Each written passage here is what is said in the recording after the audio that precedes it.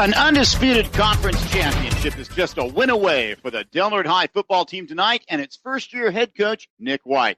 Blocking that door is Eureka and its head coach, Nick White's big brother, Jason White. Hello, I'm John Pritchett. He's John Horner. JD is back in the studio, and welcome to the Warrior pregame show here on KPOD 97.9 FM and on DelNorteSports.com. Mad Dog, we'll go through all the things this game means to both teams in a few moments, but the idea of two brothers going head-to-head with so much on the line makes this game uniquely special. Well, John, you are right. There are so many layers to this game tonight. It's set up for a very special game. But enough of that. It's Friday Night Lights. Throw out the records and the brother feud. It's the Warriors versus the Loggers and this Big Four showdown. Let's get this party started. We'll be back in a few moments with a preview of tonight's game and a look back at last week's Warrior win over Fortuna. We're broadcasting live with Warrior Pride.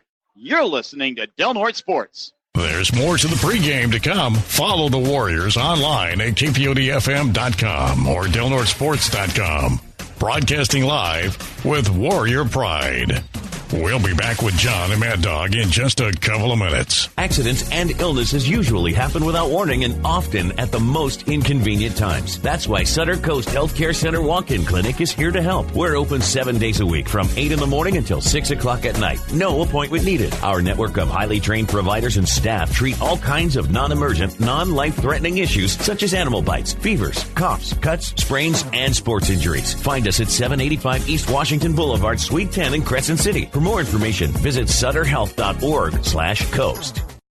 Freeman Rock is your complete source for landscaping products, including topsoil and soil amendments. Buying your products in bulk is the most economical and ecologically friendly. And Freeman Rock also delivers. Freeman Rock is open Monday through Friday, 7 to 5, and Saturday by appointment. Freeman Rock has supplied our communities with quality ready-mix concrete, sand, and gravel, and now landscaping supplies since 1976. Check out our new updated interactive website, freemanrock.com, or call 469-2444.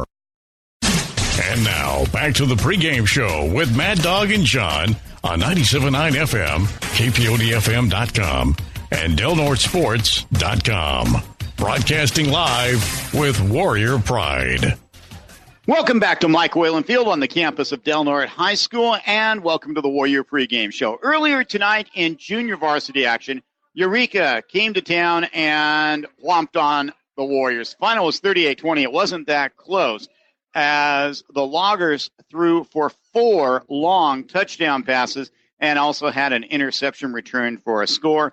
Warriors got 3 scores, one on Zach Turkin's 64-yard kickoff return to open the second half, Giancarlo DiSolini's 1-yard run, and then Brody Matz with a terrific catch in the end zone from a pass from Connor Price. Warriors close their season with a 5-3 record, one of those losses being a forfeit.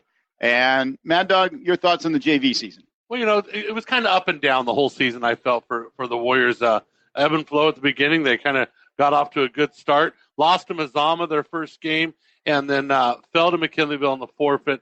Losing to Eureka tonight. That Eureka team, JV team, very special, very talented, big team. And the Warriors, 2 weeks off after their forfeit game to Fortuna. To Fortuna, you know, it was tough for them to get back going tonight, and they just fell a little bit short. But I think with all the adversity they went through, hopefully they can learn a lot and flip the script next year. Before we examine tonight's varsity battle between the Warriors and the Loggers, let's take a quick look back at last Friday's Del Norte victory in Fortuna. The final was 20-7 as the Warrior defense was first rate once again, giving up a grand total of just 129 yards in total offense. Man, John, I went back and I watched some film this morning of last week's game. And when it came to execution last week, the Warriors were flawless. Whether it was be ready for a screen or a pulling offensive lineman, making a block downfield, the Warriors were perfect. Great outing for this Warrior squad. The Warrior defense flexed its muscle throughout the first half, especially as Huskies quarterback Dayton Taylor found himself being chased by Connor Long or Kai Ba or Kobe Mitchell or Tanner Faulkner or Anthony Slayton or any combination of the aforementioned. Offensively, it was a pair of familiar names hitting pay dirt starting midway through the first quarter. Luke King in the spot. Two running backs behind Kalea. Handoff, going around the right side, trying to get to the corner, and into the end zone. Touchdown, Del Norte, Levi Cox-Cooley. Then on the first play of the second quarter, it was Chase Blackburn as the Warriors added a new wrinkle to its offensive repertoire. Kalea hands it off and hands it to Blackburn, trying to find some room, still on his feet, all the way into the end zone. Chase Blackburn scores from 21 yards out. It was 14-0 at halftime, Del Norte. Both teams were scoreless in the third quarter. But Del Norte effectively put the game away in the opening minute of the fourth quarter when quarterback O.J. Kalea battled his way into the end zone, running behind his trusted center, Luke King. Fortuna would later manage to score its lone TD, but it was way too little, way too late.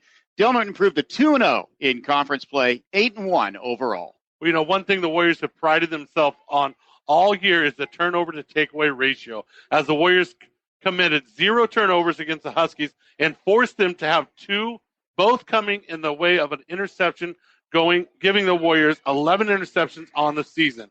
Also, the tides are beginning to turn as the Warriors have struggled with the Huskies this decade. The Warriors have won the last 2 and 3 of the last 4. Now, it should be noted that it wasn't a perfect game by Del Norte. The offense was sluggish at times. And for just the second time this season, the Warriors gained less than 300 yards in total offense. And penalties, which have plagued Del Norte all season, cost the Warriors over and over. Another 90 yards in penalties called against Del Norte, costing it 1 touchdown and 2 interceptions. Well, I believe the key for the Warriors moving forward tonight and through the playoffs is consistency. The Warriors have had the luxury of playing with a decent lead all season and have lapses each game at some point. And penalties and turnovers against them, a good team close to game, can get them a loss.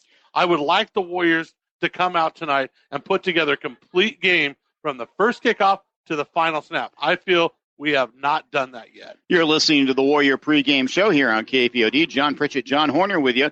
And that brings us to tonight's game with Eureka. So let's recap all the ways this game is critical for Del Norte. First, a win gives the Warriors the outright Big Four Conference championship. Second, a win would seem to cement Del Norte into a top 2 seed in the upcoming North Coast Section Division 5 playoffs. And we're going to have some breaking news about the playoffs here in just a moment. Third, it's senior night, and you always want to go out a winner. And fourth, family honor. Not only are the head coaches brothers, but so is Del Norte offensive coordinator Chris White. I've coined the White Bowl as these two brothers that will not admit, but they inside are dying to beat each other.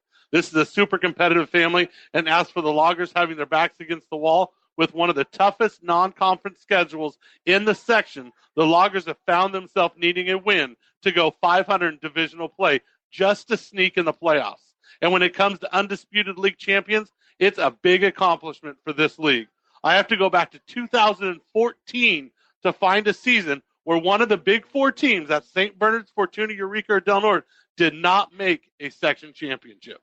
Speaking of playoffs, now, this past Wednesday, North Coast Section officials announced it was pushing back the start of the playoffs by a week as fire and power outages have played havoc on schedules, especially in the Santa Rosa region. The extra week will allow teams to complete their regular seasons down south. That also means the Warriors will not know who it will play in the first round of the playoffs until a week from Sunday. Well, talking to Coach White, this is a great news for the Warriors. For a team struggling to put 20 guys in the field and a squad that has been plagued with injuries, this would be the most needed bye week entering the playoffs. Well, Del Norte coach Nick White, a short time ago, chatted about this game, his family, this team, and more in this week's edition to KPOD's Coaches Conference. We're with Coach White and ready for the big game, the regular season finale against Eureka. But some news came down on Wednesday. There's a big change in the playoffs. Everything's been pushed back a week because of the fires in the southern part of the district. Coach, what kind of impact do you think that has on Del Norte? It's a good thing? Yeah, I think it's a good thing. It's the end of the season, so we're a little bit, players have bumps and bruises, so it's a really good way to kind of rest and recoup, and mentally and physically as well. So I look at it as a good thing. So that's in the future. If you can knock off Eureka tonight, that leaves you as the undisputed Big Four conference champions. What does that mean for you and for this team? It's huge. These guys have worked all year, and this is one of the main goals. Obviously, every single year you want to win league. So if we accomplish it tonight, it's a huge deal.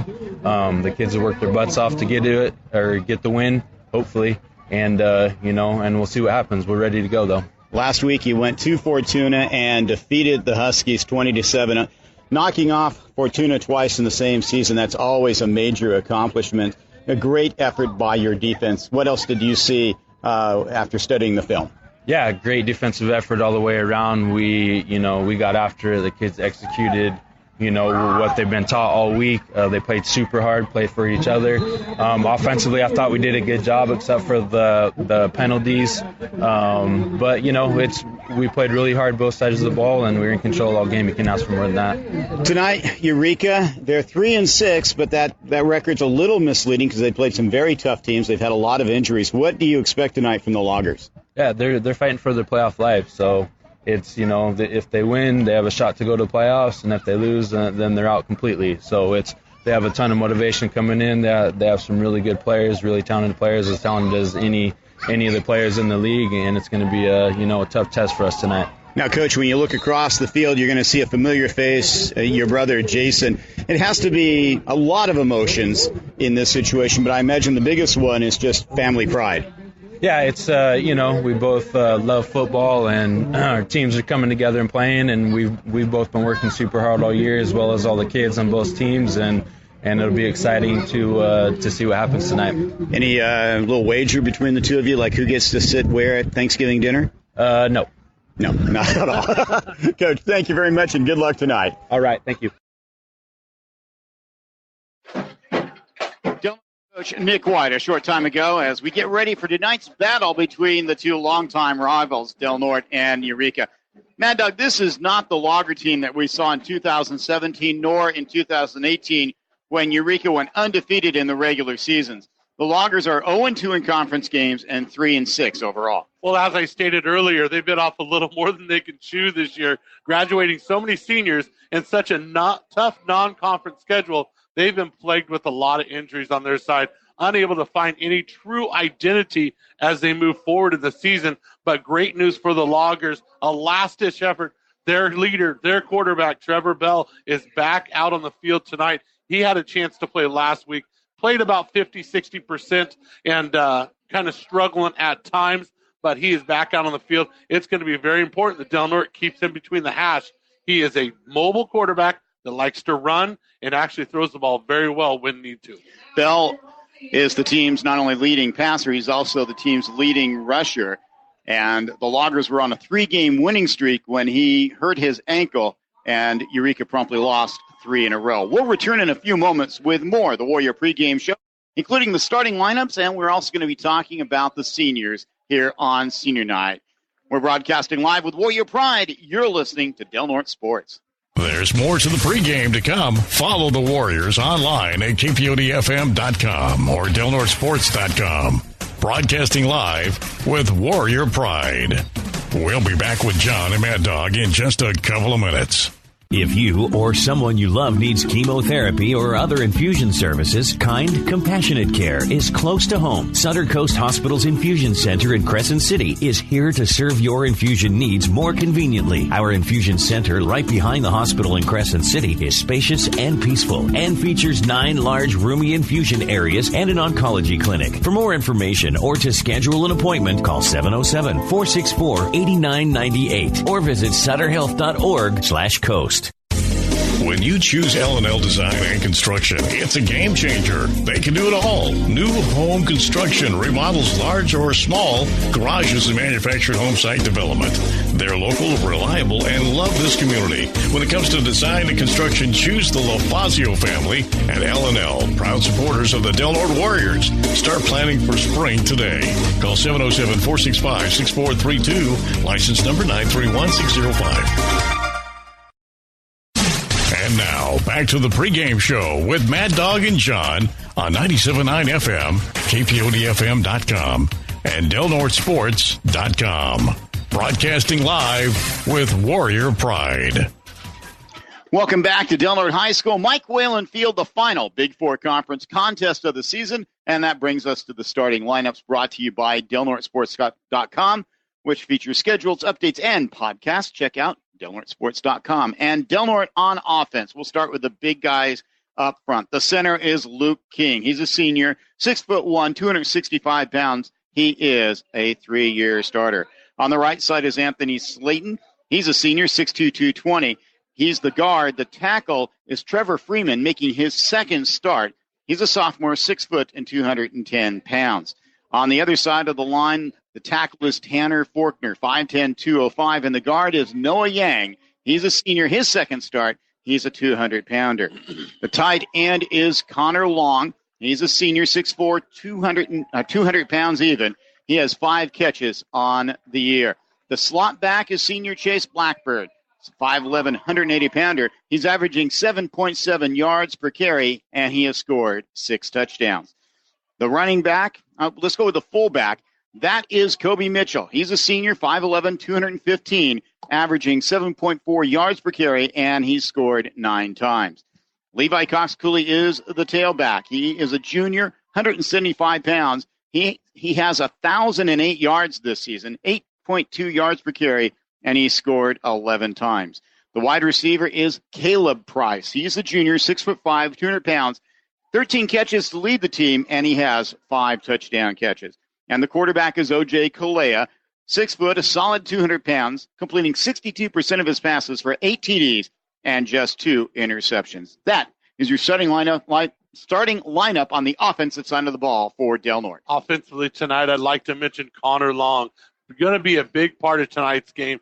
Fortuna's tight end had a great week last week against Eureka. I can see this Del Norte offense taking advantage of Connor Long being a tall tight end and sealing that in. So I look for Connor Long to be a difference maker on this offense tonight. On defense for Del Norte, the 2 big guys inside, Chance LaFazio, senior, 6'3", 265, and Luke King, the 2 also at 265. They are in the interior. The defensive ends, Connor Long, the aforementioned 6'4", 200-pounder, and Kai Baugh, 6 foot, 245 pounds, and he can be a devastating force on the defense. The inside linebackers, Anthony Slayton and Tanner Faulkner. We heard them earlier today on the Blue and Gold show on KPOD, and terrific young men they are. The outside linebackers, Chase Blackburn, along with Levi Cox Cooley. The cornerbacks, Gio Gonzalez, he's a senior, 165 pounds, and he is joined by Nick Freeman, also a senior, at 6 foot, 175. The safety is Caleb Price. Your kicker is Kenji Adams-Lee. He's missed 1 kick all of this season. The long snapper is Slayton, and the holder is O.J. Kalea. You were about to talk about the defense. I tell you what, Kai Baugh, I believe, is going to be the key to this defense tonight. You know, he's just a couple games back, and you're going to have to seal the end with this Eureka Lager team because if they're going to run the same kind of offense as Del Norte does, the wing tee where they're going to attack the edges. Kai Baugh could be huge on this defensive line right now. Set the stage early and show Eureka they ain't going nowhere. If Del Norte wins, it will be the undisputed champions of the Big Four Conference. It will be the first title since Del Norte won it in 2016. They were also conference champions in 2014, 07, 06, 05, and in 1998. If the Loggers can win, they will advance to the postseason. If they don't, their season is over tonight with a 3-7 record. Del Norte will be kicking off to start the game. Back deep for the Loggers will be Will Magana, but I doubt if he will see the ball, as the Warriors have taken to either a true onside or the little pooch kickoff to try to land the ball between the upmen. And Justice Woods is way back there. He's about on the 15. Kenji Adams-Lee will be kicking off. Del Norte in its blue uniforms, blue helmets, blue pants, blue jersey with the gold numbers. Eureka in their road white. And we are underway, and it is going to be one of those pooch kicks. Fair catch called for and taken at the 35. Great job by the Warriors right there. I like the position of getting the ball at the 35-yard line. It doesn't allow a return. It's not fantastic field position. But once again, the Warriors allowing them to take it right at the 35-yard line. I think we've done it all year. I think it's no reason to go away from it. 1st and 10 for the Loggers. Their quarterback is number 2, Trevor Bell. He's missed the past 3 games. Came back and was reasonably effective last week. He's passed for over 1,100 yards, 50% completions, and he also averages over 7 yards per run. Quick pass out to the right, and it's caught, and a diving catch made after a short gain of about 4 yards. Hauling it in was Josiah Graham. He's got 32 catches now, and he scored 4 times. It's going to be 2nd down, and let's call it 6. 4-yard gain on the play. Nice little slant pattern, a little timing pattern right there for the Loggers. They're going to probably try to do a lot of that. I thought Fortuna would have done that last week, but. Ball on the 39 in the shotgun. Back to passes. Bell throws it out. It's caught and immediately knocked down. Blackburn with the coverage. Graham again. Dunn with the catch. Gets it out to the 41, and it's going to be 3rd and 4. Nice little timing patterns, little slant patterns to the outside. You know, Del Norte's been giving up that 2 or 3 all season long. And Coach Jason White says, I'm going to stick with it and move the ball down the way that way. The other thing is they're very quick, not giving Del Norte's defense a chance to put pressure on Bell. 2 receivers to the right, to the left. In the shotgun with a single running back to his right. Bell comes. Here comes the pressure. Throws it out in the flat. It's caught. 1st down and more. Making the catch is Antonius Bell. Out past the 50 to the Del Norte 47-yard line, and it's going to be 1st down. 11-yard gain right there. A little bit of a open screen pass out to the outside, and nobody there to contain. 1st and 10. 2 receivers to the right, 2 to the left, to the wide side of the field. Same formation as before. Now a man comes in motion. He gets the ball, turns immediately upfield, finds some room, gets the 1st down, and finally gets dragged down inside the 35 to about the 33. Right up the middle, beating the Warrior front line. I believe that was done again.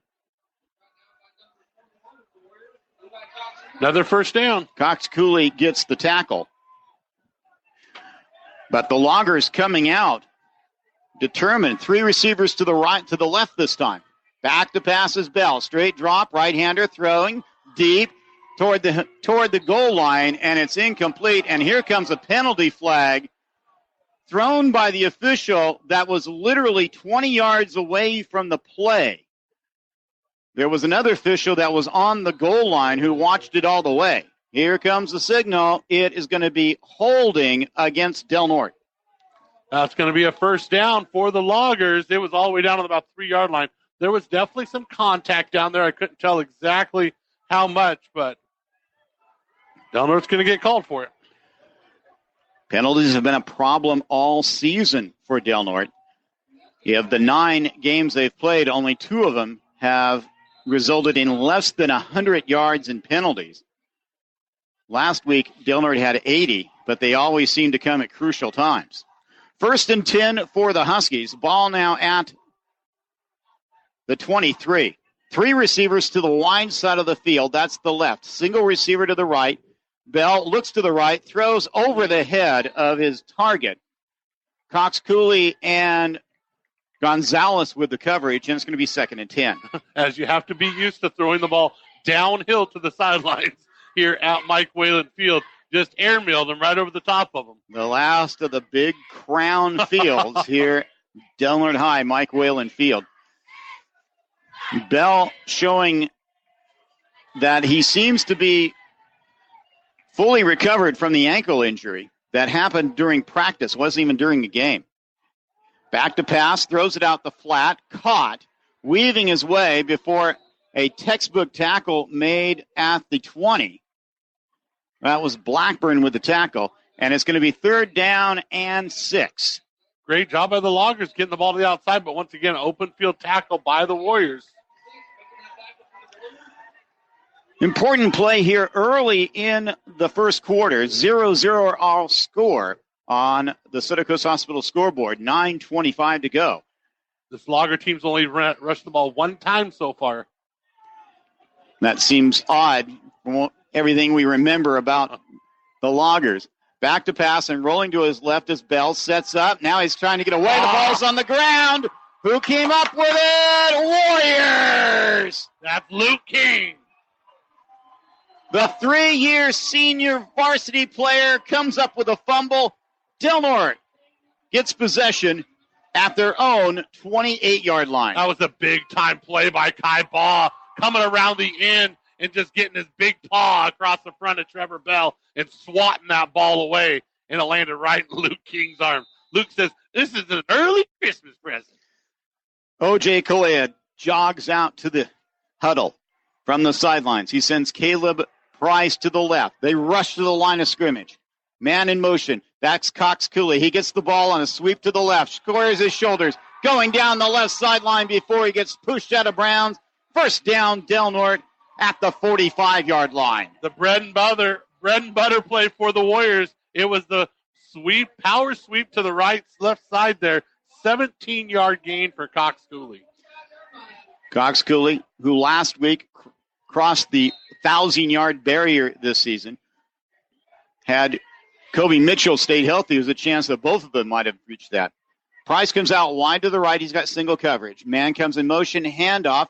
That's Mitchell spinning his way and getting another 1st down for Del Norte. The linebacker's trying to strip that ball from Mitchell, but Mitchell, believe it or not, has been great with ball security this year. Well, we remember talking in first or second game how he would swing it around, and he has been coached up on that. And done a great job.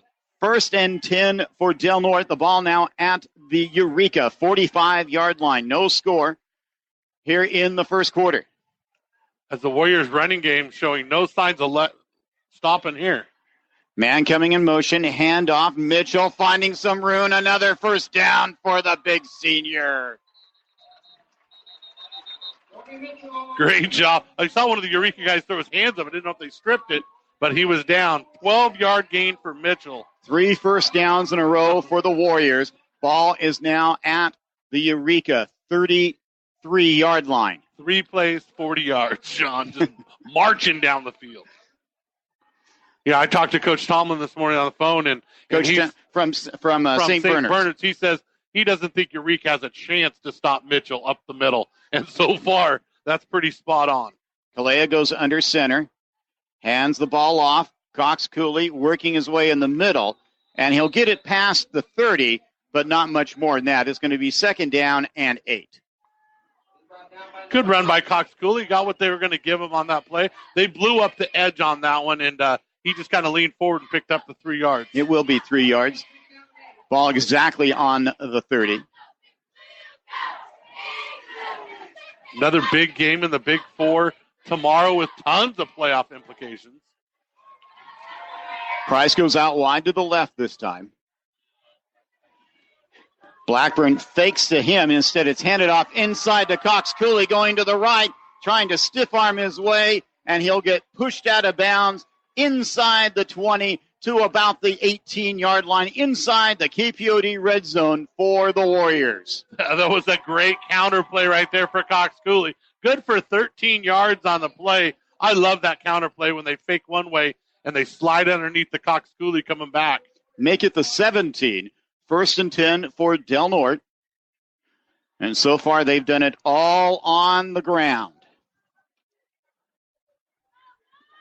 Handoff Mitchell right up the middle, dragging people with him, and he'll get it just past the 15.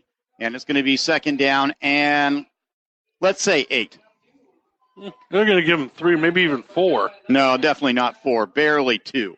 Barely, little over 2. Okay. Ball at just past the 15. No score. 6:54 to go first quarter on the Center Coast Hospital scoreboard. This is Warrior territory right here. Love to run the ball. It's exactly what they got to do. This Warrior offensive line's made for this situation. Price got single coverage. Instead, it's going to be handoff Mitchell left side. Turns his back, continues to move, and will get near the 10-yard line. It's going to be third down and about 3.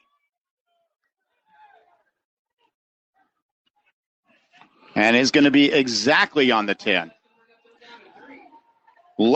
Go ahead. Looks like Warriors got to get to about the 3-yard line here to get that first down. No, to about the 7.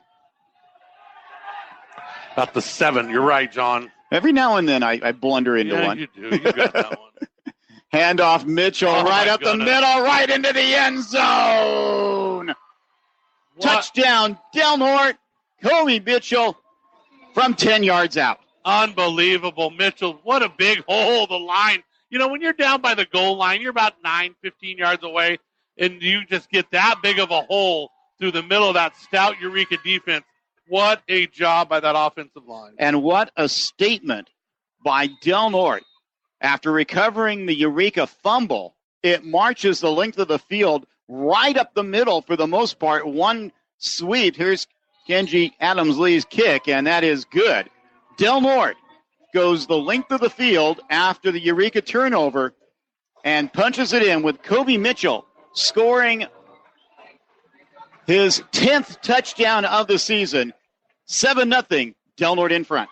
That touchdown brought to you by L&L Design and Construction for home and remodels and new construction. Call 707-465-6432. That's L&L Design and Construction. Took the scorekeeper a little time to get the extra point up. Yeah, he's struggling down there. We'll see how he does.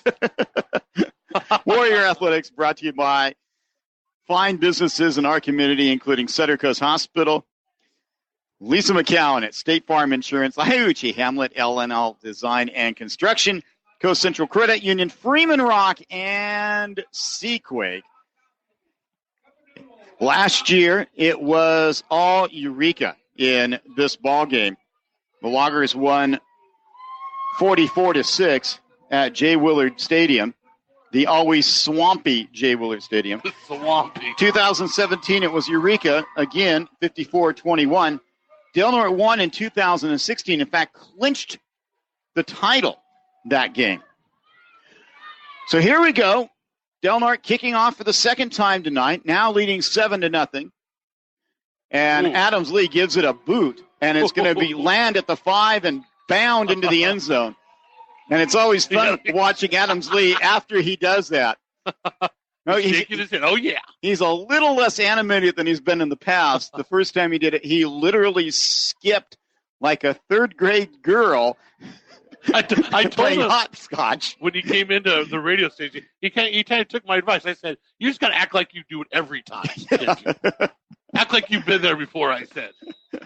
So the ball's going to be placed at the 20-yard line of Eureka. 1st and 10. 2 receivers to the left, 2 to the right. Single running back to the left of Bell. He gets it straight up the middle and runs right into the welcoming arms of Chance LaFazio after a gain of 3. And, look, Chance helps the guy up afterwards. You got to love that about Chance LaFazio. Carrying the ball was Antorius Bell.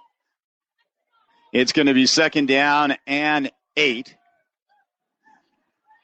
I don't know if I'd want to be in there. They're a 3-man front. When they go wide, quads, double wide. Now there's 3 one side. We go a 3-man front up there. Bell gets the ball, looking to pass, throwing deep. Battle underway. It's caught and pushed out of bounds. Making the catch was Josiah Graham past midfield. Blackburn had good coverage. It was just a good throw and a good catch. Yeah, that's a great job. 33 yards on the play. 34 yards. We saw that quite a bit in the JV game that was won by Eureka 38-20. First down for the Loggers at the Del Norte 46-yard line. Boy, Bell's doing a great job of putting the ball where he needs to. He's only got one incompletion. He is 5 of 6 so far tonight. Bell is going to go back to pass again, look to his right. Now he's got a scramble, throws over the middle, caught, and it's going to be near a first down. Graham with another catch. Another 9 yards. Connor Long from his defensive end position in the coverage, and we have an injured player on the field. And it's Anthony Slayton, a key member of the Warrior unit, both offensively and defensively, and he's on the field in a lot of pain. I think it's he was holding his yeah. Okay. So I think he'll be coming walk back. off. He may not be it's a good sign when the coaches run out there and just pick him up. Yeah, and that was Coach Mark Slayton, Anthony's dad, who assessed the situation, so to speak. And we're not meaning to make light of but there's a reason you wear cups. So he'll be all right. He'll just get some water. Second down and 1 for Eureka. Ball on the Del Norte 36. Bell has the ball, is looking to his left, now looks for his right, throws it long ways downfield, and it's going to be caught inside the 10. And this Eureka passing game is being effective. Graham with the catch, and he's just been unstoppable. 28 yard to Graham. All the way down to, the Del Norte 7-yard line. Roughly the 7, yeah. Del Norte leading 7-0 halfway through the second quarter on the Center Coast Hospital scoreboard, and here comes Slayton back in. But the Loggers, really, Del Norte has not stopped them other than forcing a fumble. Bell looking to pass, throws over the middle, touchdown. Making the catch for the Loggers was Trent Morrow, his 12th catch of the year, his third TD, and we're an extra point away from being tied. Unbelievable. Trevor Bell just methodically marching down the field against the Warriors. A couple big touch passes over the top, and then a couple slant passes. Easy game when you can play pitch and catch. So in for the extra point is Vang. Boy, do I want to attempt that first name? Menka Vang. He's a big boy. That's Magnum West is in there. That's 74. I'm sorry. There's the kick, and it's going to be barely good. But they got it. Austin Burns, the 5'11", 235-pounder. So, with 4:33 to go in the first stanza, it's Del Norte 7 and Eureka 7. Back and forth. With this explosive Eureka offense, Del Norte's going to play best defense is going to be that ground and pound. They got to make sure they keep pushing the ball down the field. No penalties, no turnovers, and just do Warrior football. And I think Del Norte will be just fine. Want to give a shout out to Coach Tomlin. He just texted me, said he's listened to down in St. Bernard's territory. Big game for the Fortuna Huskies tomorrow. And the Crusaders. And the Crusaders, as the Crusaders are trying to hold on to that one spot in Division 6, and the Huskies in the same situation as Eureka, a must-win game for the Huskies if they want to keep playing football this season. Warrior Athletics brought to you by Elk Valley Casino, where there's always big game ahead. Hemmingson Contracting for all landscaping, paving, and road construction projects. And Del Norte Tire. The Barnes family says our roots are here, not just our branches. It's a real test for the Warriors. Eureka ranked number 5 in the North Coast Section Division 5, out of the top 4, but in the top 5 because of their strength of schedule, and they've got a couple good wins. So this is Del Norte's true first test since probably St. Bernard's. St. Bernard. I don't even think St. Bernard. I think Mazama will be the last team we've seen play like this. Here comes the kick, right to left. And taking it is, I believe that's Blackburn.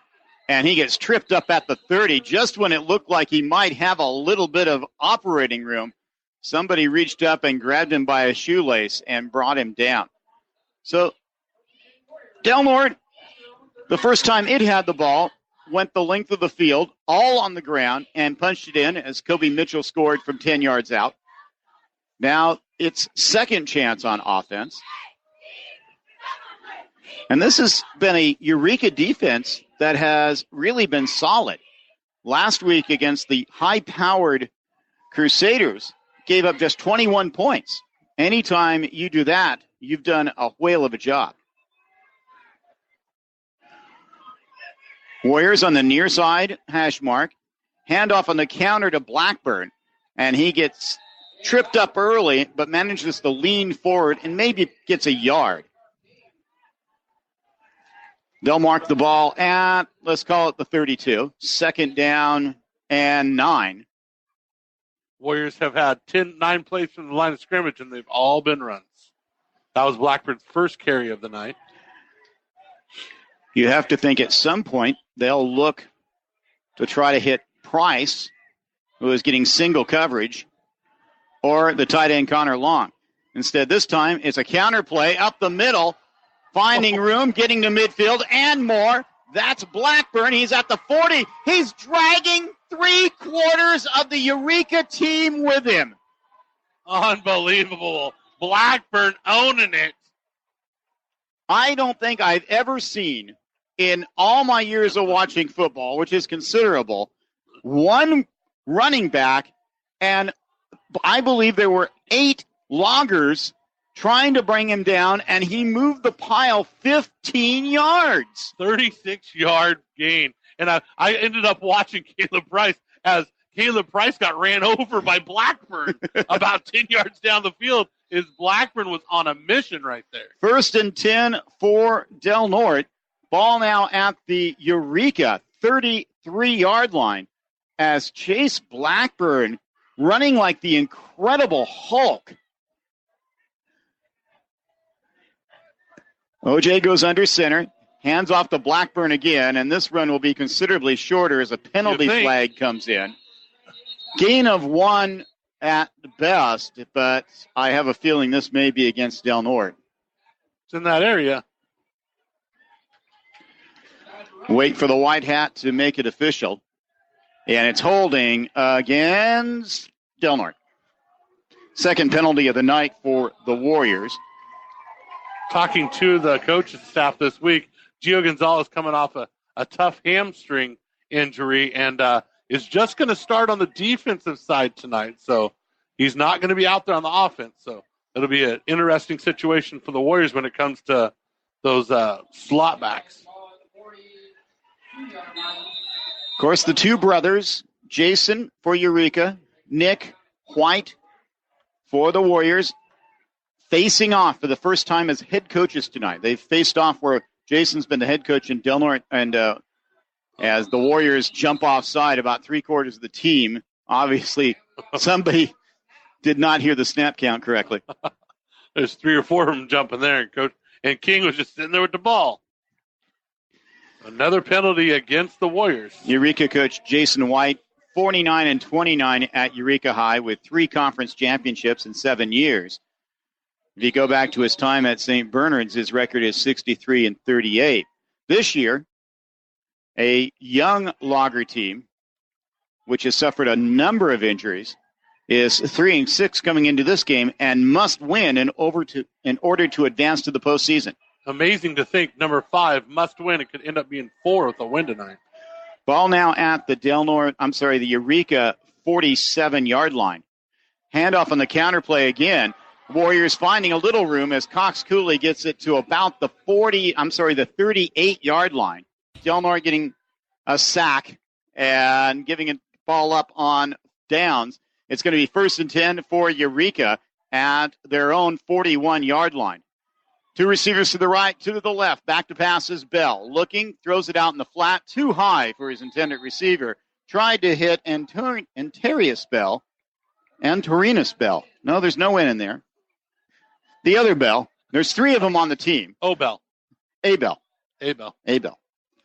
2nd and 10 coming up next. 15 seconds left here in the first quarter on the Center Coast Hospital scoreboard. Your score tied 7-7 as the Loggers held the Warriors last drive as OJ took a sack on a 4th and 5 play. The Loggers break the huddle.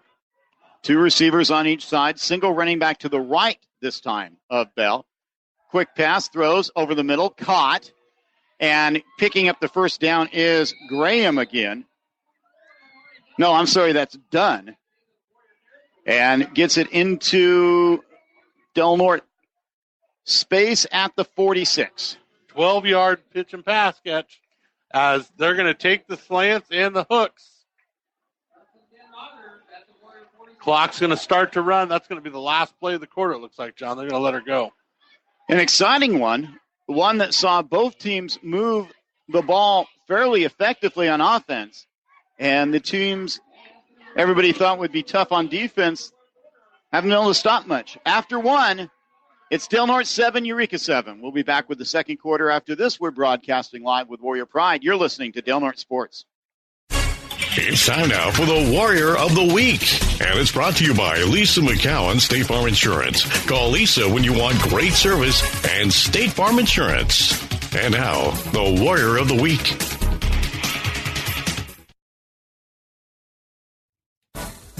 Your Lisa McCowan State Farm Insurance Athlete of the Week is Aaliyah Rafalowski of the Del Norte High girls tennis team.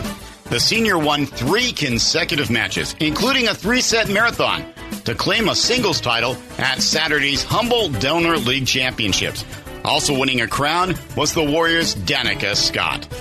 Aaliyah Rafalowski, your Lisa McCowan State Farm Insurance Athlete of the Week. And this has been your Warrior of the Week. And it's brought to you by Lisa McCowan, State Farm Insurance. Call Lisa when you want great service and State Farm Insurance. And that is your Warrior of the Week. We're tied at 7 after one quarter here in the final regular season game for Del Norte and Eureka. Warriors will be advancing the postseason regardless. Eureka has to win tonight to get into the playoffs. Eureka with the ball. 1st and 10. Ball at the Del Norte 46-yard line. Moving now left to right, west to east. Back to pass is Bell, looking to his left. Not a lot of pressure. Now he has to scramble to his left. Giving up ground, looking, throwing, and a terrific catch made by Dunn at the 39-yard line, coming up the field and diving underneath it to pull it in. What a great job by Bell back there to prolong that play and allow his players to come back to the ball like that as Faulkner was zeroing in on him. Del Norte has done a great job so far not letting Bell escape containment, but the problem is that they've not been able to get a lot of pressure on him. 2nd down and 5. Ball at the 39. 3 receivers to the right this time, the wide side of the field, a single one to the left. Looking to pass, now he's going to have to scramble, throws it hard over the middle, almost intercepted by Price, but a penalty flag is in the defensive backfield. Accidental contact at about the 20, way away from the play. And we also have another penalty marker at the line of scrimmage. Closer to the line of scrimmage. So let's see what they say. So the back judge is pointing to Del Norte. Here comes the signal. Pass interference, Del Norte. Illegal man downfield. So the penalty's offset. We'll play 2nd down again. Ball back at the 39. Warriors catch a break. Whew. As one of the Eureka linemen thinking that Bell was going to take off. Bell's done great in the pocket, I tell you what. Moving well, pocket presence, understanding where the pressure's coming from, and keeping his eyes downfield. He learned well from his predecessor, Cruz Montana, who's now playing football at Lewis and Clark College up near Portland. Throws it out to the flat. It's incomplete, as it was just a little bit too high for Willie Magadna. Gio Gonzalez out there on the coverage, coming up a little slow. He's battling through that thigh injury right now, giving it all he's got out there, knowing how important his spot is out there. 3rd down and 4. Loggers need to get to the 39. Just inside the 39. We're in the opening seconds of the second quarter. 7-7 our score. First half has moved quickly. 3 receivers to the right, 1 to the left. Single running back to the right of Bell. And we have a whistle. I believe we have a timeout called by Eureka. And yes, we do. That gives us a chance to say hello to some more Sportscaster Club members, which includes H&R Block. Get your maximum refund guaranteed. Hambro WSG, recycling, storage, truck repair, and waste removal. England Marine, fishing, marine, and outdoor equipment. Go Warriors. Park City Super at the Little Store and more. Suburban Propane, their business is customer satisfaction. Curry Equipment, your one-stop shop for power equipment in Crescent City and in Brookings. Crescent City Glass, if it's glass, they work with it, serving you since 1947. And Redwood Hotel Casino, visit Eureka Country. Hotel, restaurant, casino, jet boat tours, and more. That's Redwood Hotel Casino in Klamath. 11:16 left here in the second quarter on the Center Coast Hospital scoreboard. Your score still tied 7-7 as Eureka has a 3rd down and 4 play from inside the Warrior 40-yard line. As I believe we mentioned while we were off the air, congratulations to Danica Scott, the Humboldt Del Norte League girls singles tennis champion this year, number 1. And she will advance to the North Coast Section Championships later this month. 3rd down and 4. Back to passes Bell. The right-hander looking, throwing it over the middle, finds a wide-open Dunn, and he's finding even more room to run, gets it inside the 20, another first down for the Loggers. And Bell is just picking apart Del Norte's deep secondary. 23 yards on the play for Dunn. They'll put it at the 18 as the Loggers in playoff mode. This is a playoff game for them. A very dangerous team in playoffs, too, especially with the tough schedule that they've played this year. And players like Bell getting healthy. 2 receivers to the right, 2 to the left. The running back is Antonius Bell. Fakes to him, throws it out to Dunn, racing and diving into the end zone, and he scores. Wow. Just like that, a late penalty flag comes flying in. It's an 18-yard touchdown pass. But let's see what the flag is. Number 7 just hammered Gio, just drove him into the ground. That was crazy. The official and it's going to be after the play for sure, though. So it's a 19-yard reception for a touchdown for Dunn. The second touchdown pass of the night for Bell. Now here comes the signal. And they're backing it up for the extra point. Illegal procedure. Wiped the touchdown off the board. And now we have a personal foul against Del Norte and a personal foul against both teams. So they'll walk off. Looks like they're going to walk off the 5 yards. That's what it looks like he's going to do. Yeah. So no touchdown.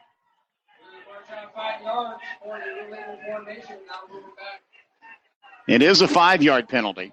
First penalty of the night accepted by Del Norte. And so now it's 1st and 15. Ball back at the 23. So the Warriors catch a break.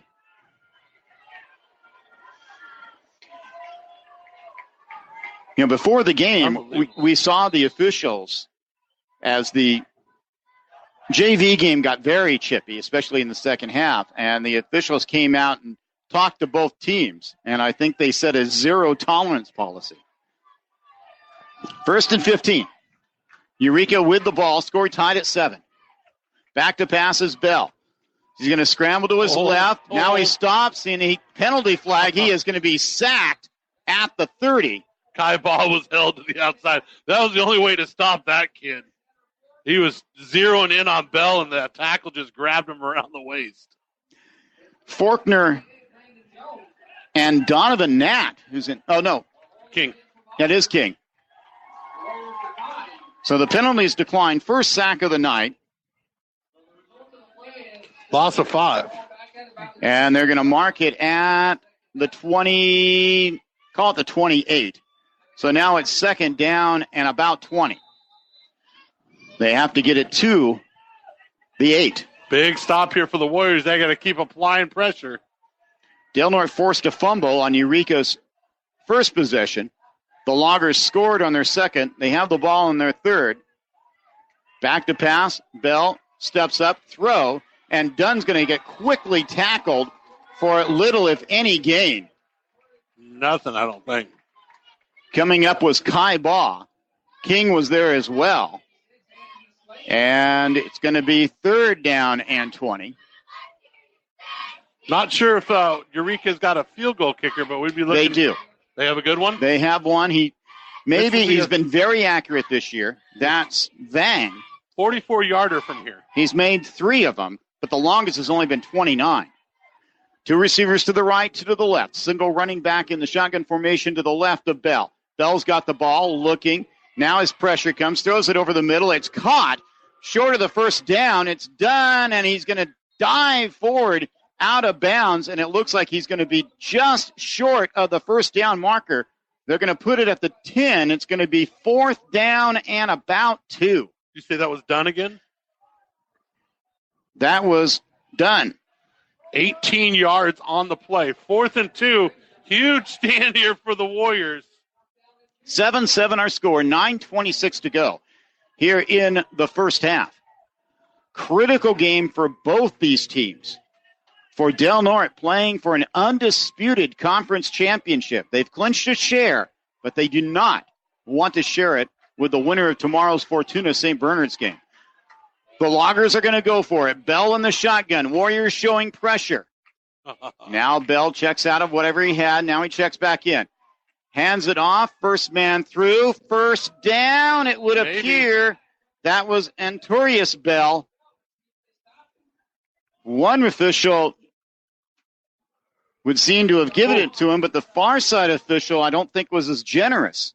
It all depends on where they put the ball down. They give it to the outside official, and there's timeout's going to be called, and there's going to be a measurement. Using the most inaccurate we'll see how measuring system ever. If they didn't get it, it's super accurate. That's how this works. We have lasers. We can instantly know how far a baseball is launched on a home run, but we're using a system that was devised in the 1800s to measure first downs. It is a first down for the Loggers by a slim margin. It will be first and goal from the 8. As Antonius Bell was able to get just enough inches for the first down. See if the Warrior defense can stiffen up here. Score is tied. This is a big Eureka front line, one of the few front lines that match up size-wise with Del Norte. Warriors showing blitz. Handoff, Bell again, and he is taken down, but he dives to the 5. Give him 2.5, 3 yards on the play. It's going to be second and goal from the 5. I believe that was Faulkner making the ankle tackle. Ball is sitting on the 5-yard line, second and goal.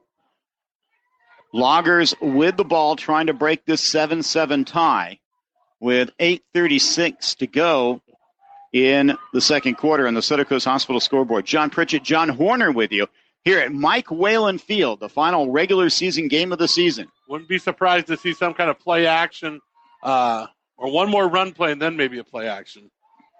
Bell, straight drop, pressure comes, throws, caught, touchdown. Done with his first touchdown catch didn't count. This one will, and it's from 5 yards out. Nobody there. Great play call by Coach Jason White. Has Del Norte secondary a little bit confused after a Del Norte defense that did very well against St. Bernard's passing attack, including Thrapp and Coach Tomlin. Jason White has the answer against this Warrior secondary as he has picked it apart. And great job by Trevor Bell also. Bell has absolutely been tremendous. So in is Austin Burns, 5'11", and that's blocked. The extra point but blocked by Chase Blackburn. That could be big later on. So the Loggers on their third possession score their second touchdown, but Blackburn's blocked extra point makes it a 13-7 ball game. Del Norte's got to rally back here at home. You got 8 minutes left here in the second quarter, trailing 13-7, as the Warriors have not trailed too often, John, in the first half. I think you'd have to go back to Mazama. Warrior Athletics brought to you by Center Coast Hospital, which is here to serve you and for your care. More John, Napa Auto Parts Store. Count on More John to get you back on the road fast. Griffin's Furniture, quality furniture at unbeatable prices. And Main Street Skate and Beaches Boutique. It's a skate shop. It has jewelry, it has gifts, and it has apparel in Brookings. We've got Lofton and Cooley back deep for the Warriors. That'll be the freshman to the right, Lofton, and the junior, Cox Cooley, to the left. Kicking off for the Loggers is going to be Eddie Perez, and you have to wonder if perhaps their kicker, Vang, is not available. One would come to think. So here we go. Here's the kick, and it's going to be taken by Del Norte, brought right up the middle, still on his feet. That's Cox Cooley, gets it out past the 40-yard line, and that is where Del Norte will take over 1st and 10. Great field position to start this drive, trailing now 13-7. Great hard run by Cooley right up the middle. Hit that wedge and just spun off a couple tacklers. Great field position for the Warriors. Del Norte scored on its first drive, but stalled out in Eureka territory on its second. You know, Mitchell hasn't had a play for less than 5 yards. We got to keep it simple here.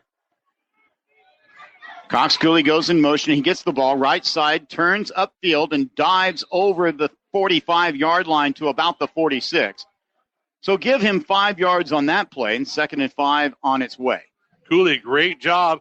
Patient, waiting for the block on the outside end, and then just turned his shoulders upfield. 5-yard gain. Coach Chris White down here understanding his defense needs a break here and needs to sustain a drive, hopefully all the way into halftime here. Going back to 2004, the Loggers own a 13-6 edge over the Warriors. Handoff, Mitchell right up the middle, finding some room, finding a first down, lowering his head and plowing over a would-be tackler before he's brought down at the 37-yard line of Eureka. 17 yards on the carry for Mitchell, and we've talked about it. Nothing up the middle, as Mitchell's going to have a heyday. Mitchell averaging just shy of 7.5 yards per carry. That's going up quickly here. 1st and 10 for Del Norte. Ball now in Eureka territory. Price goes out wide to the right. Luke King, the center, with O.J. Colea, the quarterback, under him. Handoff on a counter play, finding a little room before he gets pushed back to the line of scrimmage. Give him 2. And I believe that was Cox Cooley. Give him 2 yards. And it's going to be 2nd and 8. Ball at the 37 of Eureka. Clock running, 6:50 to go here in the first half. 13-7 our score. Eureka in front. Mitchell, 7 carries, 74 yards so far. Over 10 yards a carry so far in this game. No, 7.4 yards a carry. 10 carries, 74 yards. That's 10 yards. Right? Handoff up the middle, and that's Mitchell again. He's making that average even more as he takes it all the way to the 20. He's got 10 carries, and he's got 74 yards. 7 carries. 74. Okay, I'm sorry. I thought it was 10 carries for 74. 14 yards on the carry there for Mitchell as he gets another first down.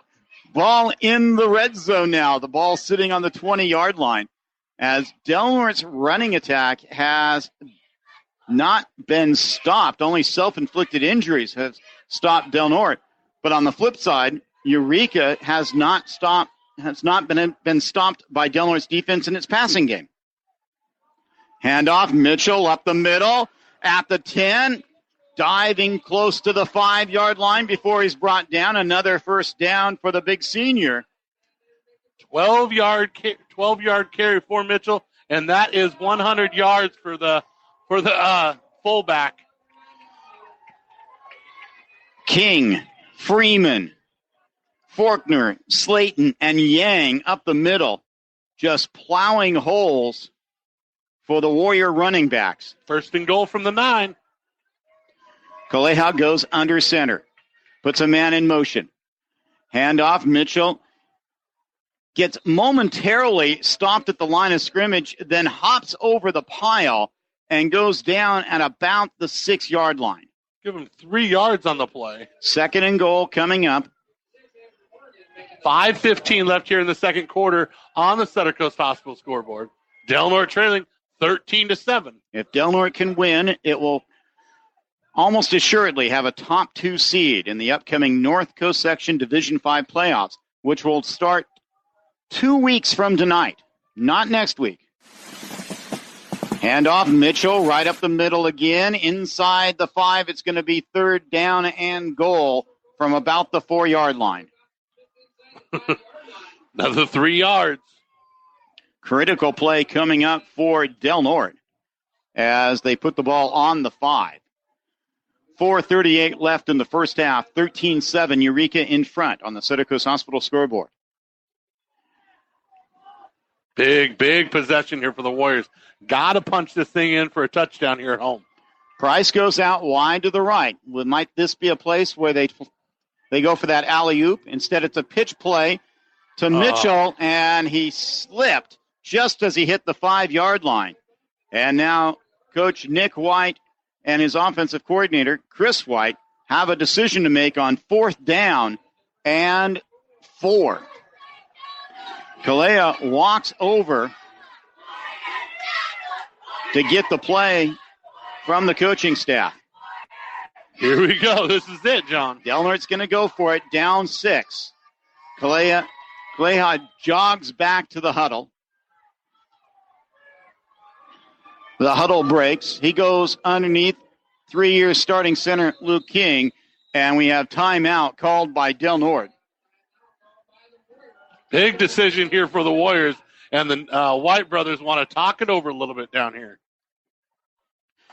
Other members of the legendary Sportscaster Club includes McFerrin's Tax and Bookkeeping Services for tax bookkeeping and payroll services. Lucky 7 Casino, where you're number 1 for fun. Eco Nutrients, local organic fertilizers for your backyard gardener. Crescent Cabinets, need new cabinets? Go call Crescent Cabinets. And McDonald's, stop by after the game. I'm loving it. Da-da-da-da-da. Also want to congratulate the Del Norte boys soccer team. They'll find out where they stand in the postseason on Sunday. After a strong second half of the season, the Warriors tied Arcata on Saturday 2-2. On Wednesday, Del Norte bested South Fork. That was 2-0. Finished the regular season 7-3-2, good for third place in the Humboldt Del Norte League. Interesting. They have a chance to get a home game. Boy, that sure would be great for soccer. Of course, last year, Del Norte and Fortuna in the North Coast Section Championship game played in Fortuna, and it went to overtime before the Huskies pulled it out. So here we go. 4th and goal from the 4.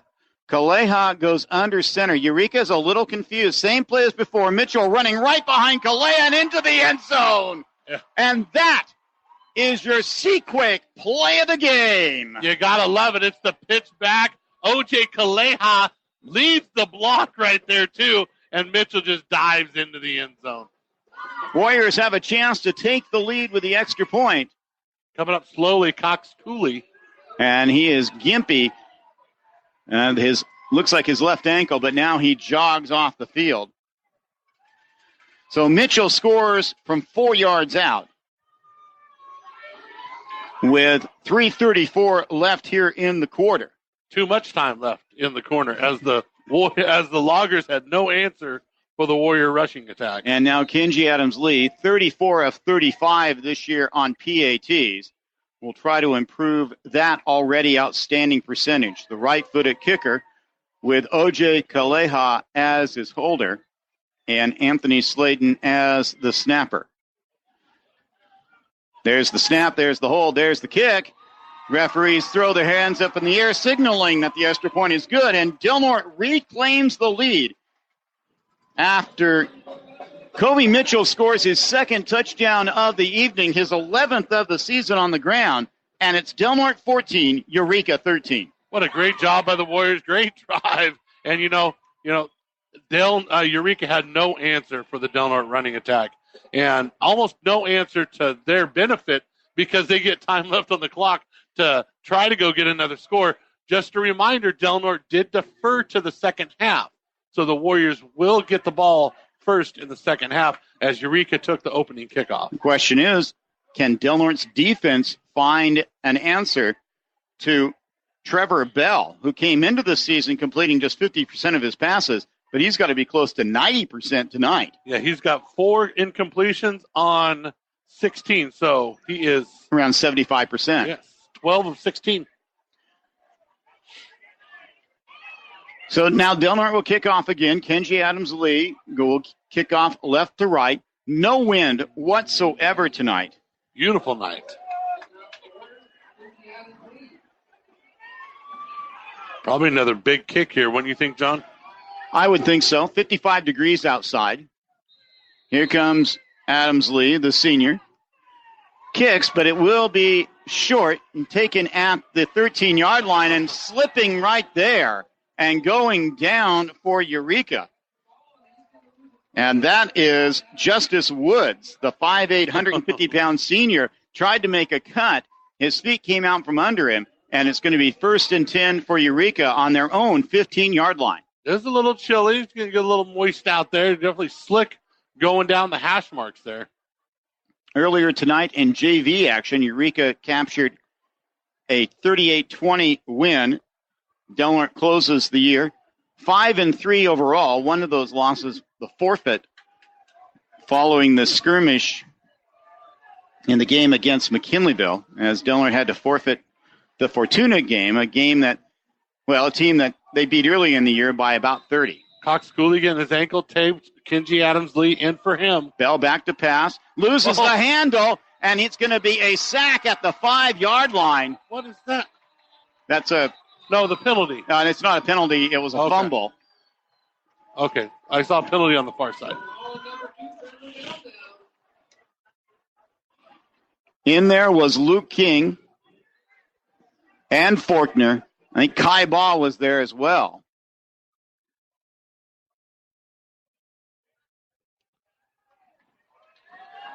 And they're going to mark it. Yep. They're going to mark it at the point where it was a fumble. Face mask. It was a penalty. Face mask against Del Norte. A huge penalty. 15 yards. 4th one of the night for Del Norte. Wiped the sack off the board. And instead it's going to be 1st and 10 from the 24. 3:16 left in the quarter. Plenty of time for the Loggers. Del Norte now leading 14-13.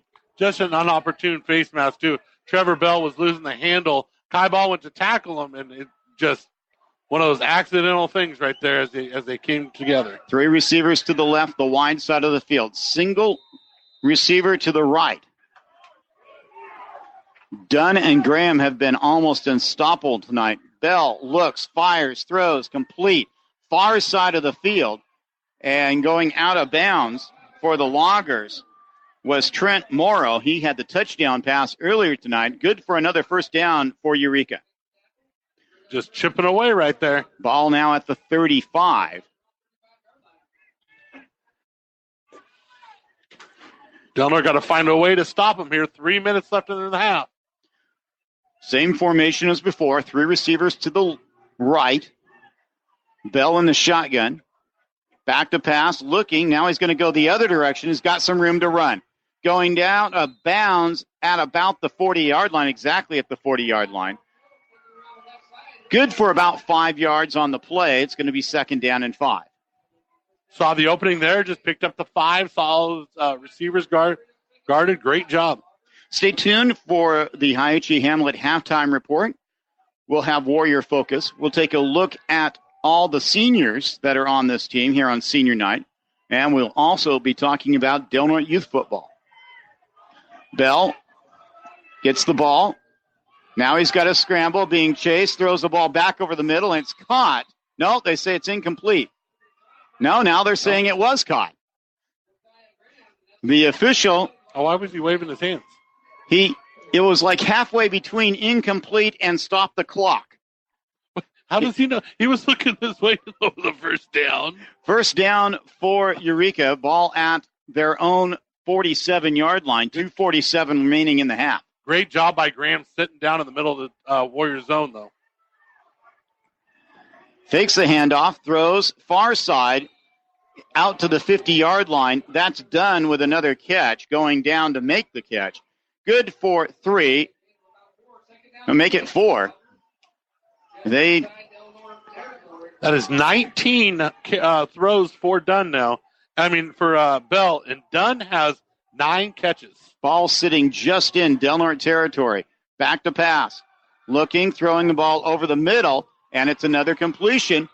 Past the 40 to about the 36. Slayton with the tackle downfield. It's done again.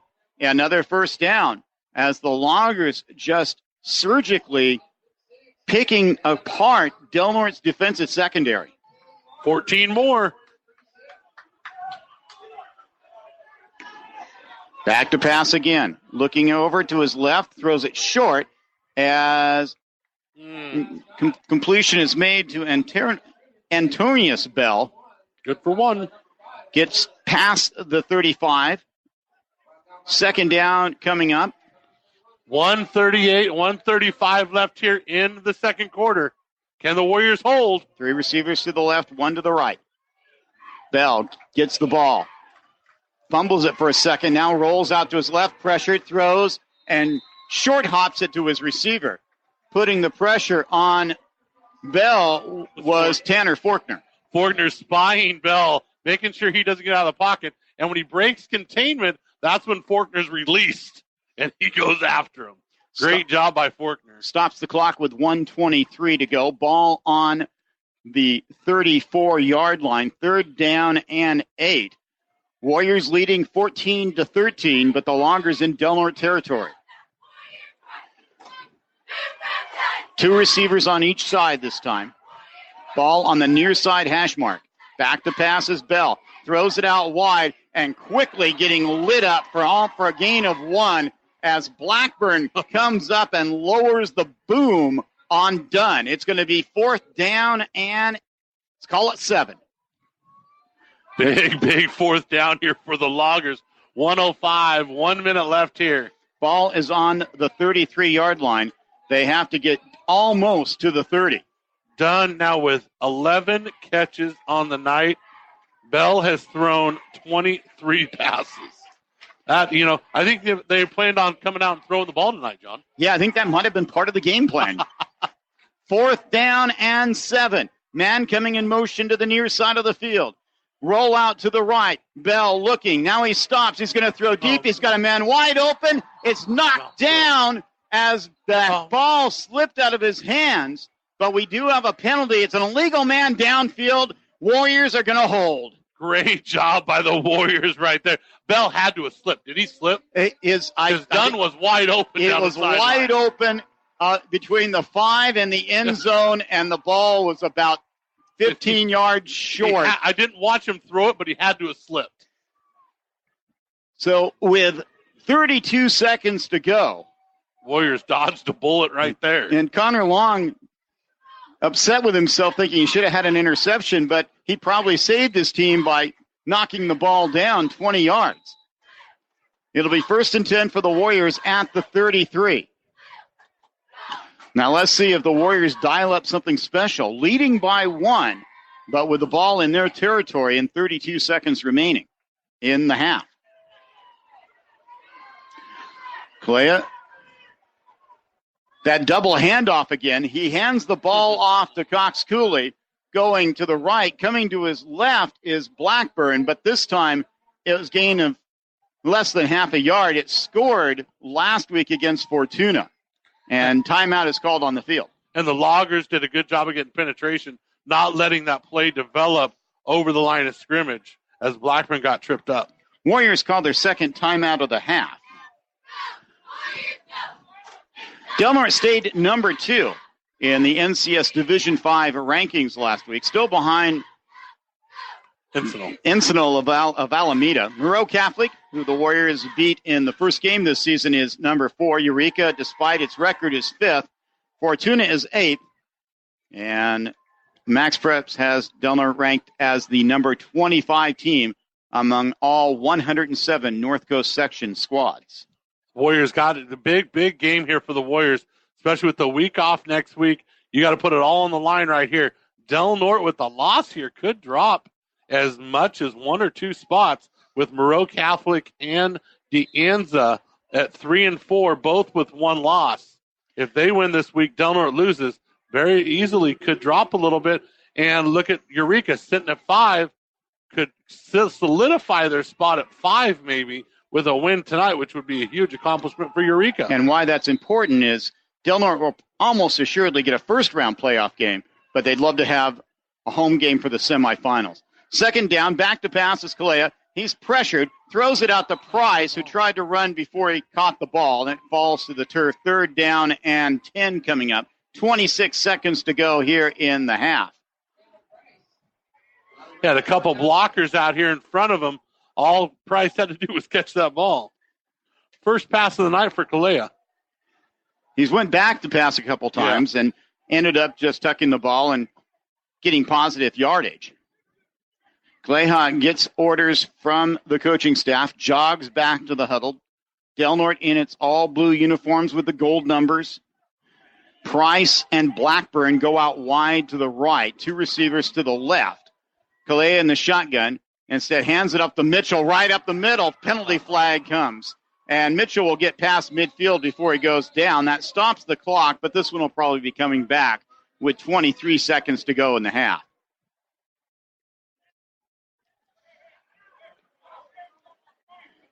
And Luke King is begging, pleading his case. And like all officials, all pleas to officials, it's routinely ignored. Yeah, there's really not talking about any.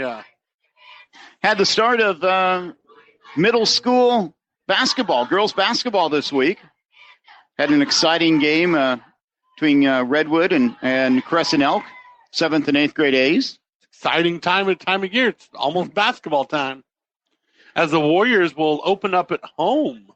Your varsity boys and girls will host Hoopaw right at the beginning of December. So that's before the Eureka tournament. We usually don't get a home game before the Eureka tournament, so it'll be a unique situation. So third and, well, more than I can count. 10, 20.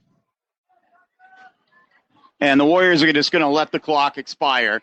And that'll be the end of the first half. One that saw the only difference between these two clubs, a missed extra point by Eureka. And the Warriors will go into the locker room leading 14-13 here in this critical game for both teams. Del Norte wanting to clinch undisputed possession of the Big Four Conference Championship. Eureka having to have a win to extend its season into the postseason. And the question is going to be, can Eureka stop Del Norte's defense before Del Norte can figure out a way to stop Eureka's offense? Well, I think the biggest thing you're going to notice is that Eureka team came out with so much fire and so much determination, kind of caught the Warriors on their heels all the way around.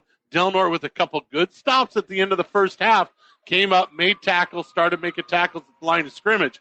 So the question is, can that Eureka Logger team flip that momentum again and come out fired up in the second half? I can guarantee you we've seen the Warriors come out at halftime. That third quarter is do or die for both these teams. We'll be back with the Hiuchi Hamlet halftime report right after this. We're broadcasting live with Warrior Pride. You're listening to Del Norte Sports. It's time for the Hiuchi Hamlet halftime report. For all your convenience store needs, stop into the Hiuchi Hamlet. Broadcasting live with Warrior Pride.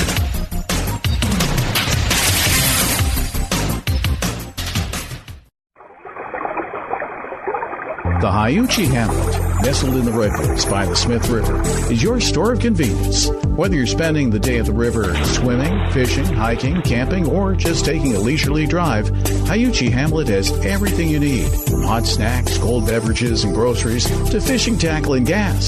Stop in to see what kind of goodies you can find whenever you're nearby. Hyuchi Hamlet, proud supporters of the Del Norte Warriors.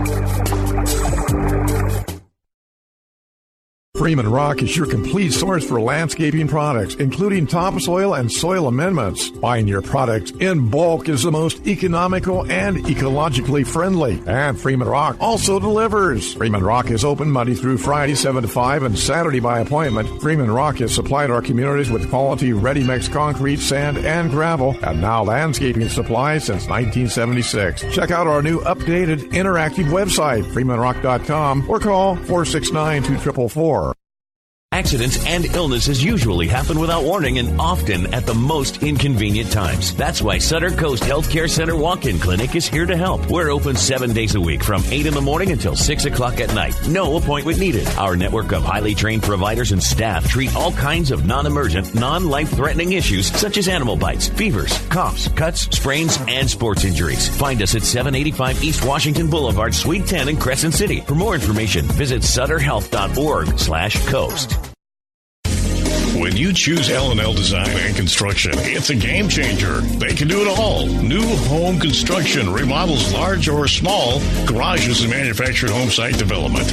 They're local, reliable, and love this community. When it comes to design and construction, choose the LaFazio family at L&L, proud supporters of the Del Norte Warriors. Start planning for spring today. Call 707-465-6432, license number 931605. Hi, this is John Pritchett, and this is Warrior Focus. Del Norte High's Danica Scott captured the #1 singles title at Saturday's Humboldt Del Norte League Girls Tennis Championships held in Fortuna. She will advance to the North Coast Section Championships in November. Aaliyah Rapalowski took first place in the #2 singles division, while Emily Feeney finished second in the 3rd seed category. Earlier today, Del Norte took part in the HDN Doubles Championships in Fortuna. 2 Del Norte League teams advanced Sunday into the semifinals of the Six Rivers Youth Football League.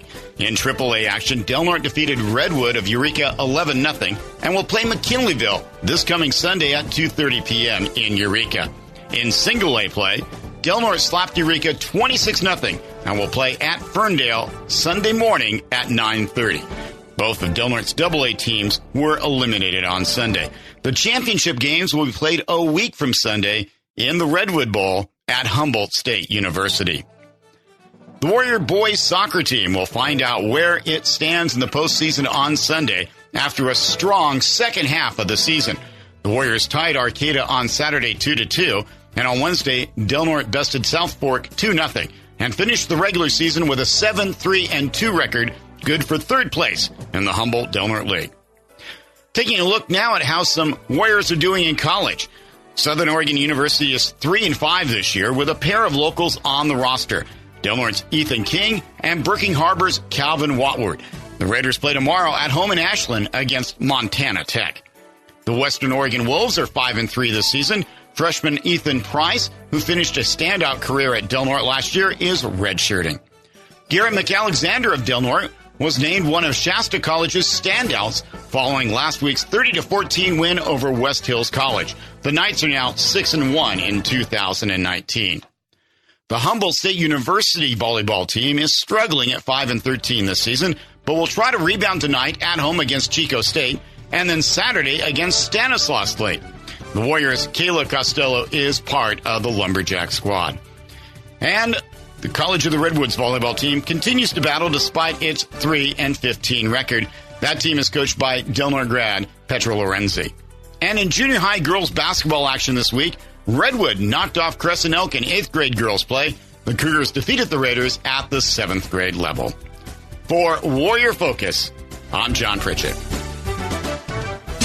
It's time for the Hyuchi Hamlet Halftime Report. For all your convenience store needs, stop into the Hyuchi Hamlet, broadcasting live with Warrior Pride. And now, with all your halftime stats, here's Mad Dog and John. Del Norte leads 14-13 over Eureka here at halftime at Mike Whalen Field. John Pritchett, John Horner with you here on KPOD Crescent City 97.9 FM and DelNorteSports.com. Difference in the game, Chase Blackburn breaking through the line and blocking Eureka's second extra point. It's been a case of Del Norte's rushing attack being unstoppable as well as Eureka's passing attack. Absolutely. Both coaches did their homework and came out and exposed these defenses. And hats off to Jason White and his passing attack. Trevor Bell's been great, but Del Norte's rushing attack's been great too. And we know what wins down the road. It's usually the running attack. The question is, can the Warriors continue to pound the ball like they have? Del Norte High School marching band performing on the field as we speak. And as mentioned earlier, it is senior night here at Del Norte High School. We're talking 16 seniors honored on a team of about 22. But let's run through the list of the seniors, some true Warriors in every sense of the word. Gio Gonzalez, the all-everything 165-pounder, is a senior. So's Connor Long, and let's talk about Connor for a second. Coach White early in the year said that Connor Long was the biggest surprise of the season, and he's done nothing but got better since then. I still have visions of that great catch at the Moreau Catholic game, and I said, who is this guy? What a great job he's done, and a spark plug on special teams earned him that spot on the starting defensive side. So great job for him. He just keeps getting better and better. Eli Larson is a senior who he's not played this year. He suffered a knee injury last spring during Teen League basketball, but there are rumors, Mad Dog, that he could still play a little football for Del Norte. I was at practice this weekend. He was in uniform Thursday, John. And please remember, as of Wednesday, the North Coast section officials pushed back the playoffs a week to give teams in the Santa Rosa area a chance to make up games that were lost because of fires or loss of power. I thought they did it to allow Eli Larson to get his 10 practices. It is a requirement. Eli does have to have 10 practices before he can play in a game. And ironically, I think there's quite a few days left. Luke King is a senior. Amazing story. 3-year starter at center, taking over for his brother, Ethan King, who was a 3-year starter at center, not to mention what both Kings did on the defensive side of the ball. Well, talking about Luke, boy, man, he is, Ethan was a little quieter kind of character, but Luke, everything's on his sleeve. He's so emotional, and he gets after it every play. He's a great leader on that team. Wonderful young man. Chance LaFazio, who's been a reserve for a good part of his career, but has stepped into a starting role late this season. Understanding his role, he's done a great job. Anthony Slayton. Now, we've talked often about when he was a sophomore, they brought him up off the JV to kind of give somebody a break. He made 3 quick tackles in the second half of the third game of the season and has not left the field since. I don't think I've ever seen a player that they plugged into so many positions, especially defense. Well, they call him slacker slates out there. He kind of moves like a sly defensive player, but it's because he always knows where to be, and he's very tenacious. The kid gets after it, and he loves to compete. Noah Yang, who, like Chance LaFazio, has been a reserve, but stepped into a starting role here at the tail end of this season, and we'll never forget last year when he had to come in the St. Bernard's game in the second half and was a wrecking ball. It made me think that, Omi had some vendetta. He had some vendetta against Omi because he was a man-possessed chasing down that quarterback the whole second half. Mike Weiland, another reserve that, when called upon, especially earlier this season, responded. A humbled, great young man individual. Had a chance to have him on the morning show, and what an unbelievable Warrior he is. Nick Freeman, the cornerback, not a lot was expected of him, but he has risen to the occasion over and over. Well, with that stout front seven the Warriors have, everybody tries to expose Del Norte secondary. Freeman's been tested often this year, and in most cases, he's done a great job. Kenji Adams-Lee was a kicker last year, was good. Then he got hurt the second half of the year, came back this year. Well, what do we got? Turned out he's been almost perfect. Kenji just likes to smile.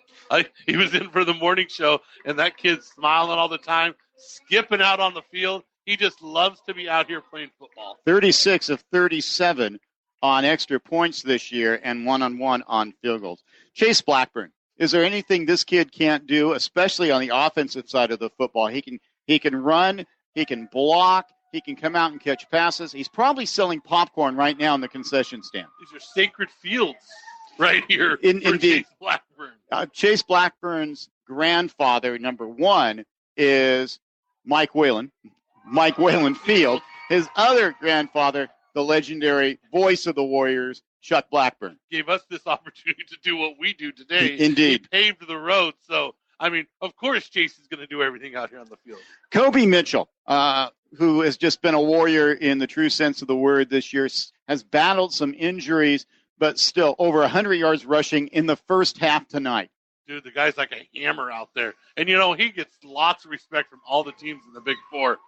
He just gets after it, and he is a true Warrior in all facets. Kai Baugh, who was a legend as a freshman. Everybody predicted great things from him, but for various reasons had to leave Del Norte, went up into Oregon, came back for his senior season, was injured in the preseason, came back and finally got on the field as a varsity player midway through this season and has just been remarkable. The first year I saw him as a freshman, it was happy-go-lucky Kai Baugh. And when I saw him this first practice I went to this year, and he was just on the sidelines, he walked with a purpose. He walked with some kind of swagger and attitude, and he's really brought it to this front seven of this team. And now he's out on the field, doing it on the field and doing a great job. And last, O.J. Kalea, the quarterback, who he split time last year with the very talented Ethan Price, who's here tonight, by the way. He's redshirting this year up at Western Oregon University. But O.J. has done almost everything that's been asked of him as a quarterback. He's solid as a passer. He can run the ball when he has to, but he manages the game so well.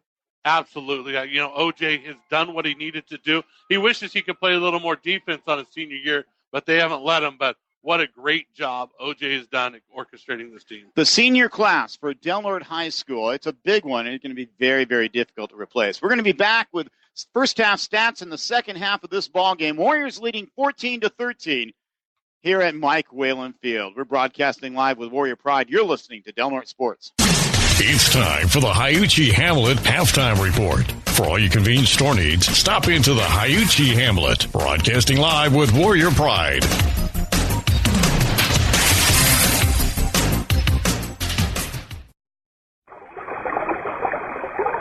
The Hiuchi Hamlet, nestled in the redwoods by the Smith River, is your store of convenience. Whether you're spending the day at the river swimming, fishing, hiking, camping, or just taking a leisurely drive, Hiuchi Hamlet has everything you need, from hot snacks, cold beverages, and groceries to fishing tackle and gas. Stop in to see what kind of goodies you can find whenever you're nearby. Hiuchi Hamlet, proud supporters of the Del Norte Warriors.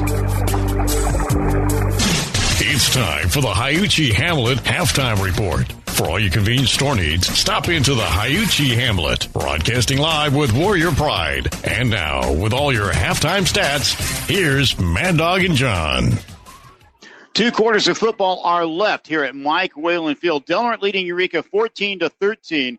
And Mad Dog, you have the first half stats. Taking a look, definitely one-sided on each side. You could definitely tell what teams wanted to do tonight. Eureka, 19 of 24 passing for 189 yards, only 6 rushes for 17 yards, as Bell has been pinpoint accurate, 19 of 24 for 189. And on Del Norte's side, it was the flip of the coin right there, 24 rushes for 192 yards, 0 for 1 passing. Mitchell, 13 carries for 112 yards. Cox Cooley, 6 for 49, and Chase Blackburn, 3 for 37. Great job by the Warrior team and on the ground. I don't think we need to get anything going through the air. I think we're doing just fine on the ground. keep pounding that ball. What can Del Norte's defense do to contain this passing attack of the Loggers? I think they did a good job down the stretch there as they were pressing up against the receivers a little bit. But the zone reads, you have to understand, you don't see a lot of high school receivers doing it, but these Eureka Logger receivers are setting down in the zone. It's not continue to move. They stop and they open that zone. The Warrior defenders are running away, thinking they're going to keep running in a pattern, and they're just settling down. The Warriors have got to make adjustments in the defensive backfield. We're going to see right now if the Warriors' adjustments can pay off for them. But, like we've said, defense and the running game prevails at the end of games. We're going to see what happens here tonight. Kobe Mitchell with a pair of touchdown runs for Del Norte, one from 10 yards out, one from 4 yards out, and the Warriors lead 14-13. Del Norte will start the second half with the ball. And taking a quick look at what Del Norte's opponents have done so far this season, Monroe Catholic now 6-3 after losing this past weekend. Eureka 2-6. They've had to forfeit 2 games in a row because of lack of players. They've had some serious injury issues up there. LaSalle Prep out of suburban Portland is 3-4. 2 of those losses, one to Del Norte, one to St. Bernard's in back-to-back weeks. Petaluma is now 2-7. Mazama improved to 7-1, and Trinity is 1-7.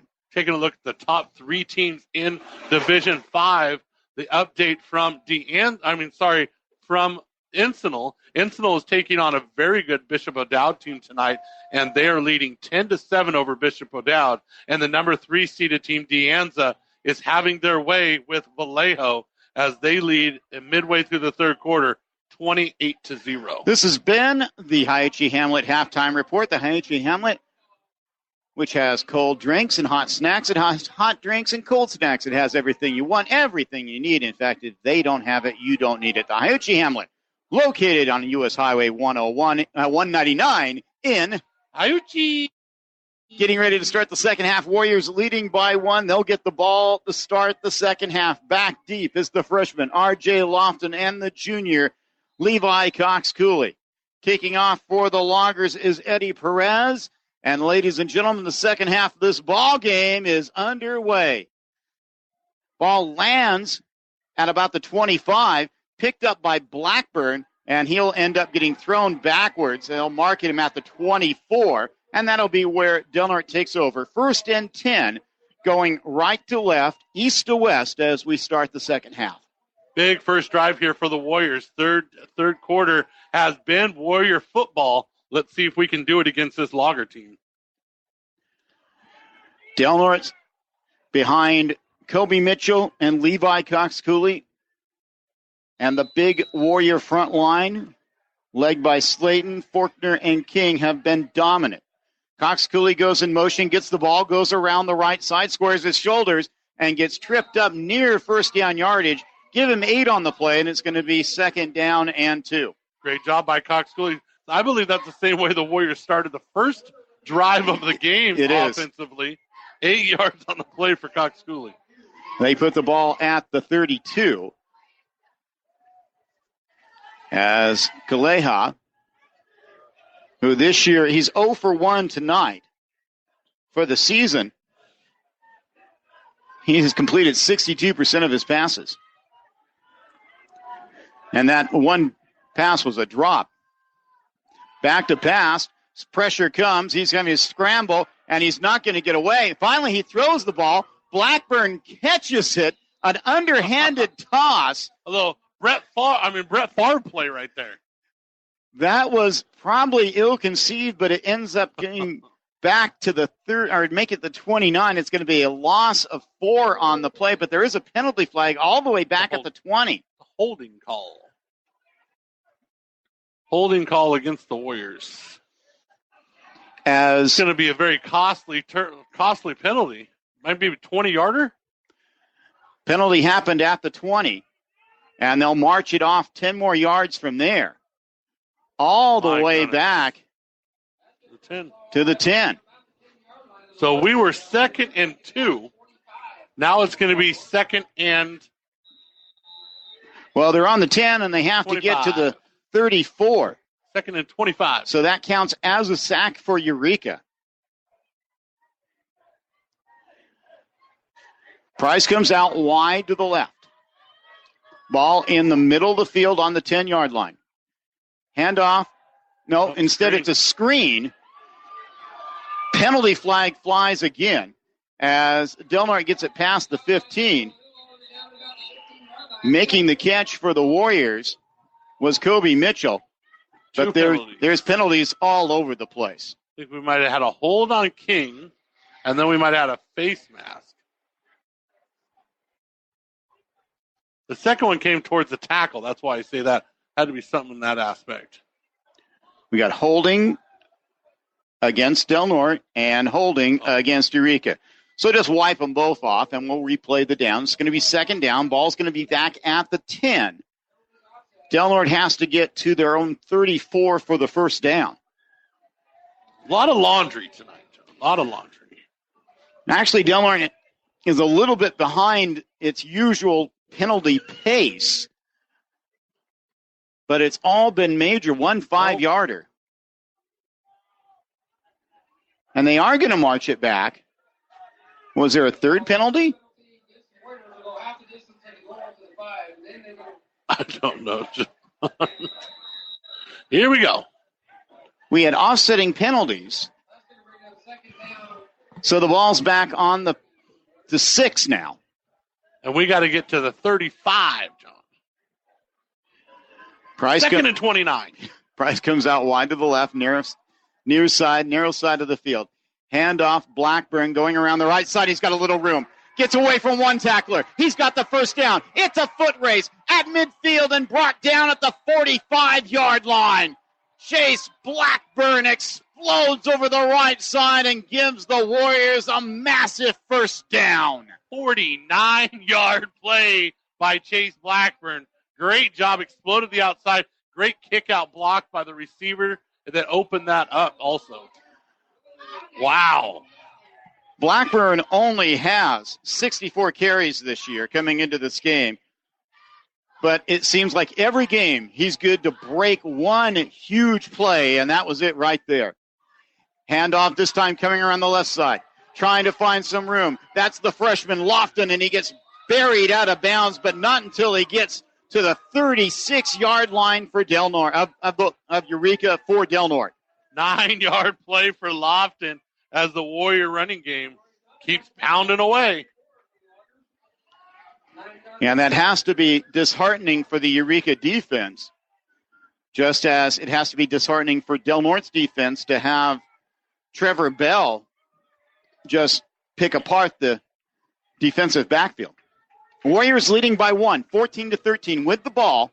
9:45 to go, third quarter on the Center Coast Hospital scoreboard.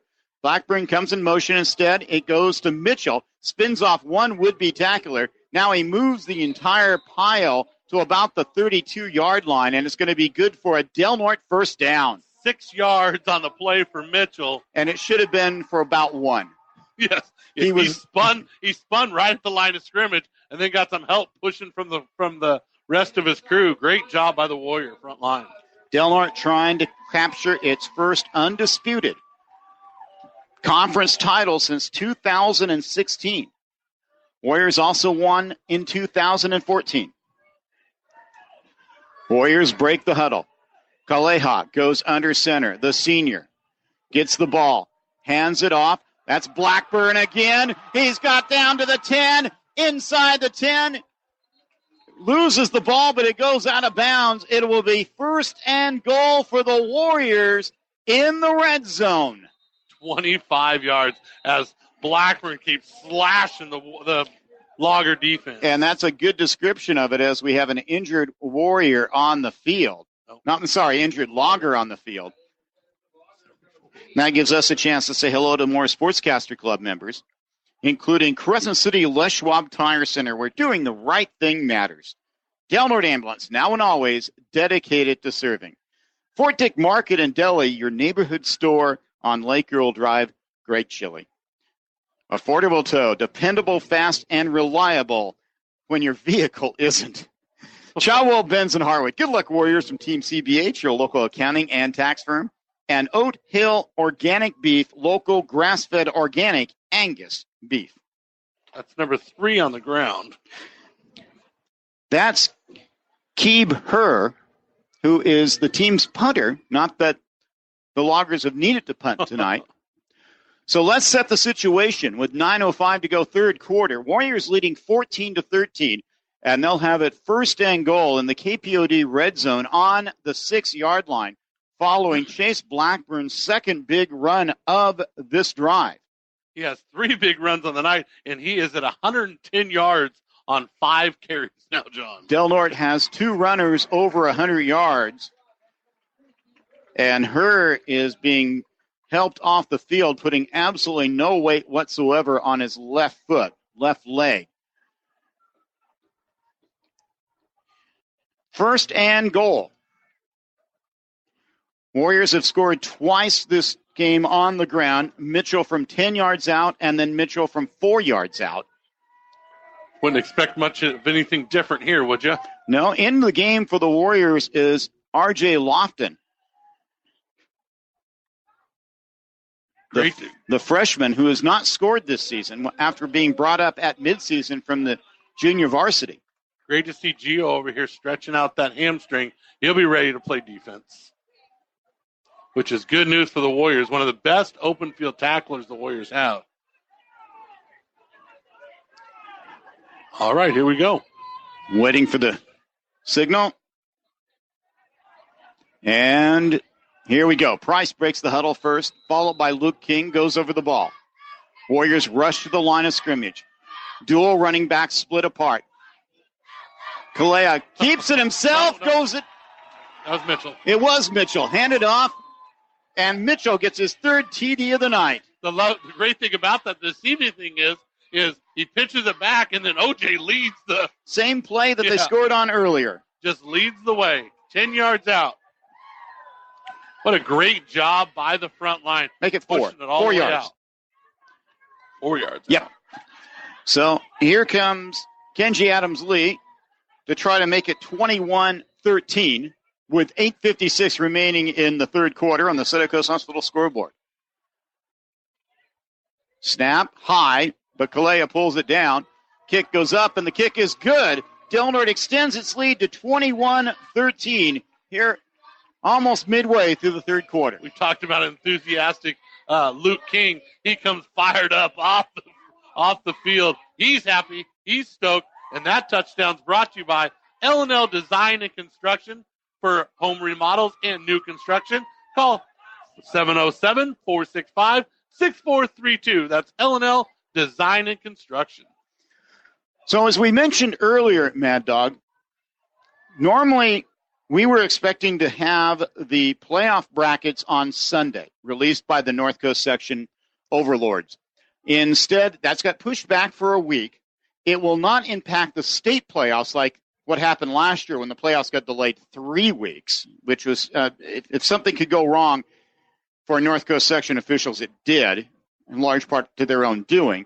But nevertheless, it's a big break for Del Norte. Well, yeah, they left themselves that cushion, making it an 8-team playoff instead of 16. It takes away that round, so that gives them that week to kind of play with. And with the fires going down in the air quality situation down in the Bay Area, some teams will be taking this weekend off and being able to play next weekend. So it's good to have that little buffer, so make sure all the kids can get all their games in.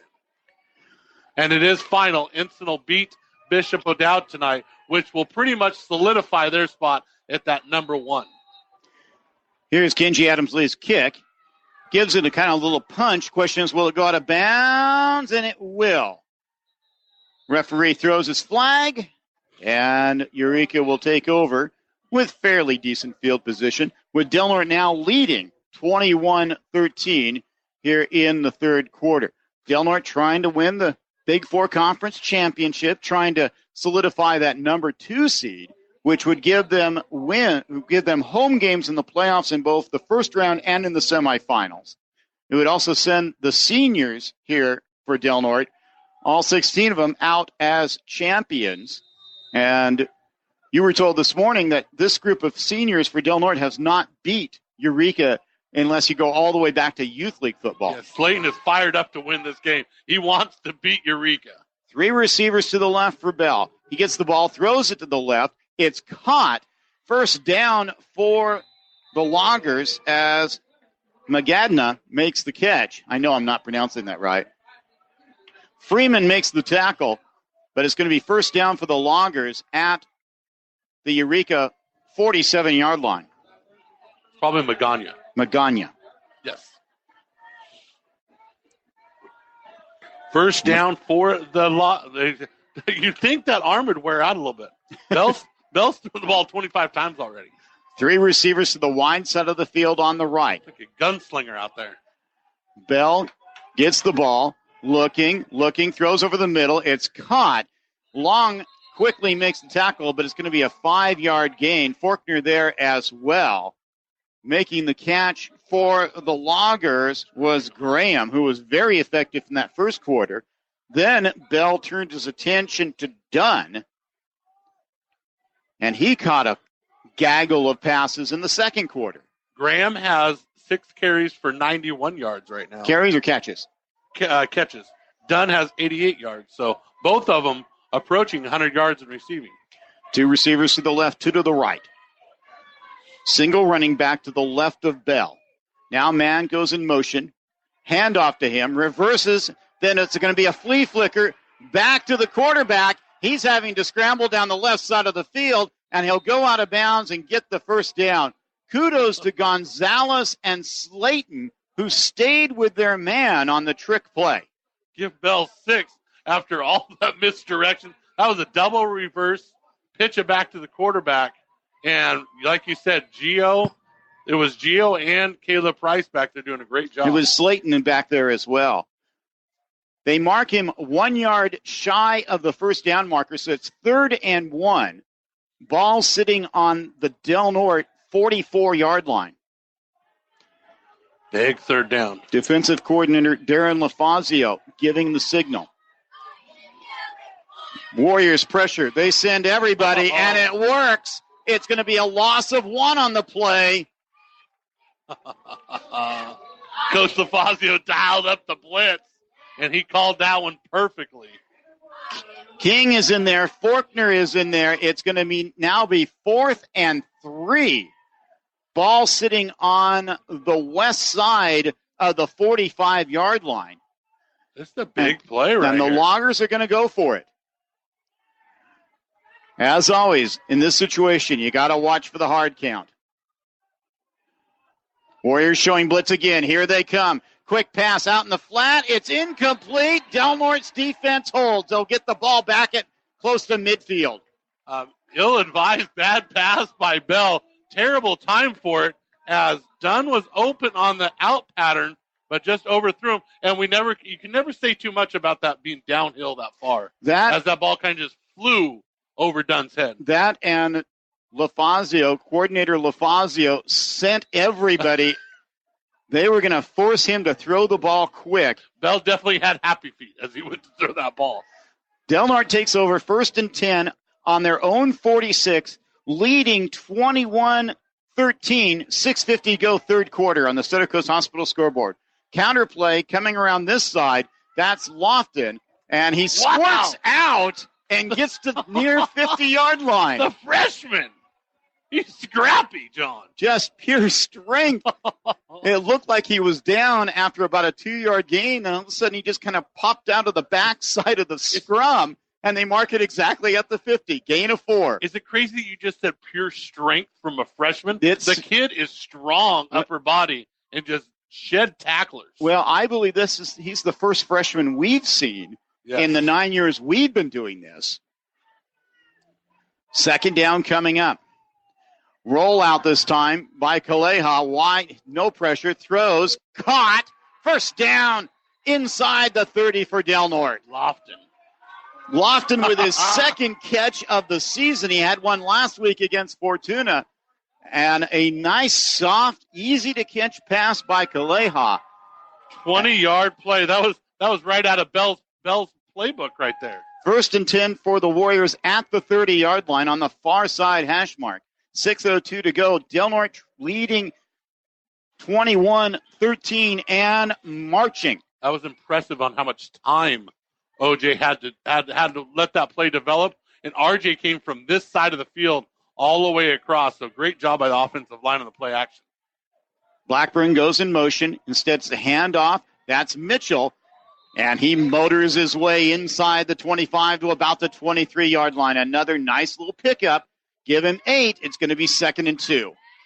As the Warriors continue to be a third-quarter team, opposing their will against this Eureka Logger team that, look, John, even though it's the third quarter, you have 7 or 8 loggers with their hands on their hips. They're getting wore down, and this is where that Warrior team, with the physicality and the in shape they are, wears down teams. Caleja goes under center.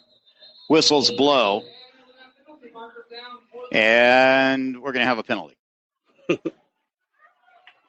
And Caleja is clapping as if it's going to be called against Eureka. Could it be? It's offsides against the Loggers. Just the second penalty of the night. There was another Eureka team that came to town that had an issue with that. Second, yeah. Is Coach Tomlin still listening? He's going to have nightmares about that half of football. We could hear Coach Tomlin up here in the booth, 3 stories high. As 4 offside calls were called against him in one half. So that makes it a 1st and 10. The ball now at the Eureka 18-yard line. Counterplay again. Lofton hurdles one would-be tackler. It takes 3 loggers to bring him down. Gets it to about the 16-yard line. Gain of, let's say 2. And it's going to be give him 1, and it's going to be 2nd and 9. Man, that R.J. Lofton's going to be something special down the road, isn't he, John? He has a great opportunity. Him and Levi Cox-Cooley both back next year. And Cox-Cooley getting a break right now. Caleja goes under center. Handed off. Mitchell right side running behind Noah Yang. Stumbling into the end zone. Touchdown, Del Norte. Kobe Mitchell from 17 from 17 yards out, his 4th touchdown of the game. He was about ready to go down at about the 4, and the kid dove into the end zone right in front of the official. The official emphatically throws his hands up. What a touchdown by the senior. And Noah Yang, the young man who's not played a lot, but when he does play, he always makes good things happen. He does. He was out there in front as Kenji Adams-Lee boots through. No, he misses the extra point. Wide left. Just the 2nd miss of the season. But nevertheless, Del Norte extends its lead here with 4:23 to go in the third quarter. It's now 27-13 Warriors. Well, that touchdown brought to you by L&L Design and Construction. For home remodels and new construction, call 707-465-6432. That's L&L Design and Construction. Kobe Mitchell, the senior on senior night, has scored on TD runs of 10, of 4, and now 17 yards. 147 yards on the night, and he still might get to that 1,000-yard mark, John. we got playoff football left. What does that put? What does he have going into tonight? Well, I have to do math now. Hold on, I have a calculator. Tell the folks something important here while I do some calculations. That touchdown right there puts the Warriors up by 2 touchdowns, and that's going to be huge. The Loggers like to push the ball down the field. They're going to have to get to that point where they're not going to be able to dunk and pass that. Del Norte's got to continue to tackle inside the hash marks. How many yards Mitchell have tonight? 147. Okay. He's got 772 yards. A couple 150-yard nights could make it interesting. As Kenji Adams-Lee gives the kick, it's taken at the 20-yard line by Dunn. Works his way to the middle, spins away from one would-be tackler, but is brought down at the 32. And that is where the Loggers will take over, now trailing 27-13. As Gio Gonzalez comes back into the ball game, playing defense, Cox Cooley will head out for defense. So that's a situation where with R.J. Lofton going out there and getting some of the running plays, it gives Cox Cooley the opportunity to take a break on offense, play defense, where it's super important that Gio and Cox Cooley are out there to make sure we're making tackles. Alexander Dodson in on that tackle on the kickoff. So here we go. 2 receivers to the right, 2 to the left. Bell at quarterback in the shotgun, puts a man in motion, hands the ball off to him straight ahead, and not going very far at all is Dunn. Whoa. Slayton makes the tackle, and it's going to be 2nd down and 10. Late penalty flag come flying in. After the play. It was definitely after the play, so it's going to be some chippiness somewhere. Coming into the game for the Warriors, Donovan Nat, the big 285-pound junior, as Trevor Freeman gets a break.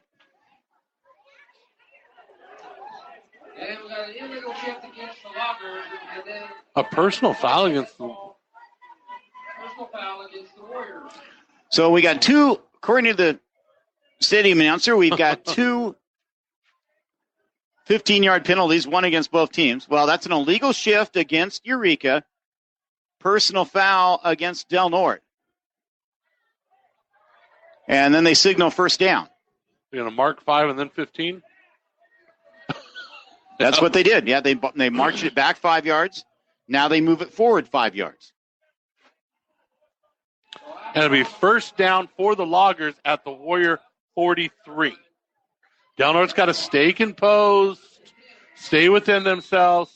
I know it's a big rivalry game. I know you haven't beat Eureka before. Keep that edge like you are, but make sure you play within yourself right now. 4 minutes left here in the 3rd quarter. Del Norte leading by 2 scores on the Cedar Coast Hospital scoreboard. John Pritchett, John Horner with you here at Mike Whalen Field, the final regular season game of the season. Bell gets the ball, throws it out in the flat, caught by Dunn. Can't get away from Cox Cooley, and he quickly gets a lot of help from Nick Freeman. Warriors are flying to the ball. And Anthony Slayton is there as well. It's going to be a gain of 5 to the 49 of Eureka, and it's going to be 2nd down. Great job by the Warriors. Now, that time right there, Cox Cooley stayed home. He didn't chase that logger, and it gave him the opportunity to make that tackle on the outside. And what a great job by the rest of the Warriors to come give help as Dunn tried to shake off Cooley. Luke King comes back in for the Warriors. Dunn with 12 carries now on the night. Del Norte in a 3-man defensive front now. Bell looking it over. 3 men to the left. Gets the ball. Looks to the left. Still looking. Throws. Incomplete. In and out of the hands of his receiver. Passes a little bit high. Connor Long with the coverage. And coming up gimpy after Long laid the wood to him was Graham of Eureka. It's going to be 3rd and 5. Graham and Dunham took some hits from the outside from this Warrior team. They're picking up 4 or 5 a crack, but, man, I tell you what. Now, when you're getting 3 or 4 yards of pass play, the real key is you can't have those incompletions because then you end up with the 3rd and longs or the 3rd and predictable passing situations. So Trevor Bell's got to stay sharp if he wants to get back in this. Receivers, 3 of them armed to the left, the wide side of the field. Looks to that side, throws to that side, and it's incomplete. Pass was low. Trying to get the ball over to Timothy Lee, the 5'4", 130-pound junior. And it brings up 4th down and 5.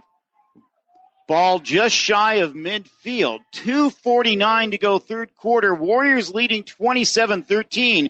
And it would appear the Loggers are going to go for it. Their puncher, like we said, might be out. And Coach White, with this running attack Warriors have, doesn't matter where you give him the ball. So he's going to give it a shot right here. Watch the hard count. 2 receivers to the left, 2 to the right. Bell gets the ball, fakes the handoff, looks to the right, throws hard, caught, 1st down. Still with the ball, still moving forward all the way to the 30, almost to the 30-yard line is Dunn. And he got hit hard at the end of that play, but it's going to be a 4th down conversion for the Loggers all the way to the Del Norte 31. 20 yards on the play for Dunn. That puts him up over 100 yards of receiving now. And you're right. Eureka's receivers are really starting to wear down. They look beat. They've been getting hit hard. Warriors are tackling very well on the perimeter. 3 of them come to the right this time. Dunn gets the ball, looks to the right. Now he's scrambling. Now he's got a reverse direction. He's got a lot of room on that side. He tucks it. The speedster goes down the left sideline and gets upended on the far side of the field near the first down marker. When he decides to take off, he really motors. He escaped Baugh a couple times. Baugh's been chasing him all night. Baugh hasn't been able to get to him too many times because Trevor Bell moves very well in and out of the pocket. Slayton gets the tackle, but it's a first down for Eureka almost to the 20-yard line. See if the Warriors, we've been here before, and the Warriors have made good stands down here. Let's see what happens. Bell in that standard short shotgun. Back to pass, looking, scrambling now to his right, throws it over the middle, caught inside the 10. League makes the catch. Connor Long with the tackle. Graham with the catch. And it's going to be first and goal for the Loggers with the ball at the 9-yard line. Good for 12 yards on the play. And now the Loggers now have 2 receivers over 100 yards. Less than 2 minutes to go in the third quarter. Warriors up 27-13 over their arch rival, the Eureka Loggers. But Eureka threatening. Ball inside the 10 at the 9. Back to pass. Bell looks to the right, throws over the middle, caught, touchdown. Making the grab for Eureka is Graham again. Josiah Graham. And that cuts Del Norte's lead down to just a single touchdown. Simple slant pass right across the middle right there. Freeman, pretty good defense. Got his hand up, but just a better pass by Trevor Bell. As the Loggers are going to go for an extra point here. 27-19. Del Norte leads by 8, pending the extra point here. The last Eureka extra point was blocked. A little shaky on this extra point with this young man. This is Austin Burns, 5'11", 235, and that's going to be a penalty, and it's blocked, but they may wave this off. He may get a second chance because what the kicker did was he took off forward before the kick, and they're going to say it's no good. He took off moving forward before the snap, which makes him a man in motion moving forward illegally. But the kick is blocked by Blackburn for the second time, and Del Norte now leads 27-19. The kid does a great job to the outside of that kick of that extra point. He gets his body almost parallel sideways as he hooks around the edge and then just sprints with his shoulders squared and dives across the middle. He does that very well. Warrior Athletics brought to you by Del Norte Office Supply, customer service. You should just expect that. Porta-Pints, proud sponsor of our hometown Warriors. Go Warriors. Brookings Harbor Veterinarian Hospital, caring for our 4-legged friends. The Clubhouse Play Center and Daycare. For drop-in play and daycare, you can stop by 745 Railroad in Brookings. It's getting a little chilly out, John. Yeah, you got the stocking cap on. I'm putting a little beanie on tonight. I might have to put my coat on a little bit. You might have to. Got the sweater. I'm just stoked we got a couple more weeks of football. Get a week off, though. And we got a week off. The semifinals for youth footballs this weekend. Championships will be next weekend at the Redwood Bowl. Del Norte has a team in the AAA semifinals and the single A semifinals. I had the opportunity to come down and help with the announcing of that last weekend. I was in charge of the music, John. I came down. I was rocking it. Jack Hill with a kick here. Kicks it deep, and it'll be taken by Levi Cox-Cooley at about the 17. Oh, it's Blackburn. Instead, they have Blackburn back there, still on his feet, and he gets it out to the 40-yard line. Blackburn's on a mission. Give that kid the rock. As he broke 3 more tackles that time, got her out to the 40. So Del Norte's 13-point lead cut down to 8 No, that doesn't make sense. Yep. Yeah, it does. They missed the extra point. Okay, that's right. Was 14. 13, 8, no. It's a 14-point lead. Why don't I look at my notes? It was 14. They scored 6, and now we're up by 8. Okay. There we go. 1st and 10 for Del Norte at the 39. Price has been targeted once tonight on the left side. Handoff up the middle. Still on his feet as Mitchell gets to the 42. Gain of 3 on the play. 2nd and 7 on its way. Coach Jason White knows exactly what his brother wants to do here. He wants to pound the ball up the middle and grind that clock. See if Coach Jason White is just going to stack that box right here, try to stymie the Warrior run. The Loggers with a 2-game winning streak over Del Norte. Warriors last one over the Loggers in Eureka back in 2016. Blackburn, right side, spin move, and he is off to the races. Goodbye. You're not going to catch him. Chase Blackburn, touchdown, Del Norte. And listen to this crowd, John. 57 yards out, Chase Blackburn. Holy Toledo. He is at his home field right here. Chase Blackburn. And that was an unbelievable spin move. 15 yards down the field. He spun like a top and left the Eureka Logger defense in his dust. Warriors go up 33-19 with the extra point on its way. Wow, what a night. What a move. That spin move, and he accelerated so quickly, and there was nothing but green grass in front of him. Kenji Adams-Lee on for the extra point. There's the kick, and that one is good. Kenji back on track as Del Norte responds quickly with 39 seconds to go here in the third quarter. The Warriors lead 34-19. That touchdown brought to you by L&L Design and Construction. For home and remodels and new construction, call 707-465-6432. That's L&L Design and Construction. That looked like my spin move around the salad bar at the buffet. Like you go to the salad bar. Well, I spun around it, John. Yeah, that's it. I spun around it. So let's talk about Youth League football for a little bit. 2 Del Norte teams advanced Sunday into the semifinals of the Six Rivers Youth Football League. In AAA action last week, Del Norte defeated Redwood of Eureka 11-0, and Del Norte will play McKinleyville this coming Sunday at 2:30 p.m. That game will be in Eureka. In single A play, Del Norte slapped Eureka 26-0 and will play at Ferndale Sunday morning at 9:30.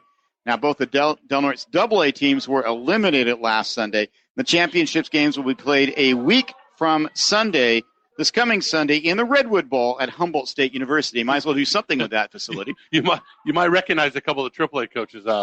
Defensive coordinator Fritz Baldwin. I saw him just the other day. And Clint Shad is the head coach. I talked to both of them. They said they didn't guarantee to be at the Redwood Bowl, but he says we're going to give it a good shot. Steve Borges, also a coach for that team. There's Kenji Adams-Lee's kick. It's going to be taken at the 15-yard line. And coming in and making the hit for the Warriors, that's Freeman. Trevor Freeman, number 77 on special teams. The sophomore who came up off the JV team at midseason has just performed admirably. You know, I haven't seen this Warrior crowd this excited all season. They know how important this game is. They know it's Eureka. And I tell you what, that Blackburn run got this place fired up. 34-19 our score. Bell breaks the huddle. Bell and his receivers have been terrific, but in this third quarter, Del Norte's defense is stiffened. Pump fake now throws far side, and it's incomplete. Ball got to him, but late. Tried to hit Dunn. Caleb Price with the coverage. It'll be 2nd and 10. My goodness. Here comes Trevor Freeman into the game for the Warriors.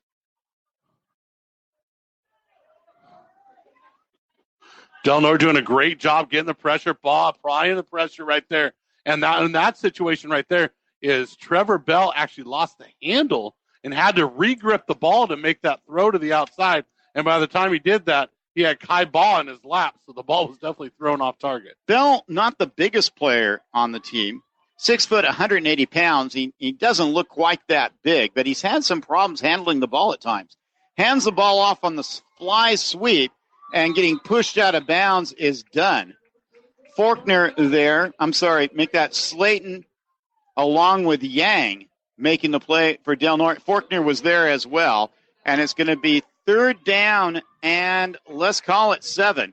They'll place the ball exactly on the 25-yard line. That's only Dunn's second carry of the game, as he went for 10 in the first quarter and didn't carry it the second or third. We remember the Eureka teams in the past that wouldn't throw the ball the entire game. This is almost a complete opposite, rarely running the ball, as Bell, his arm must be getting wary.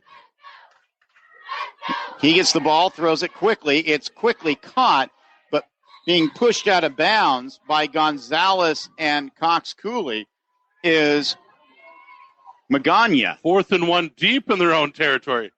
I mean, how far back are you going to keep going for it? They haven't made it the last 2 times. Ball is on the 30. They have to get to the 31.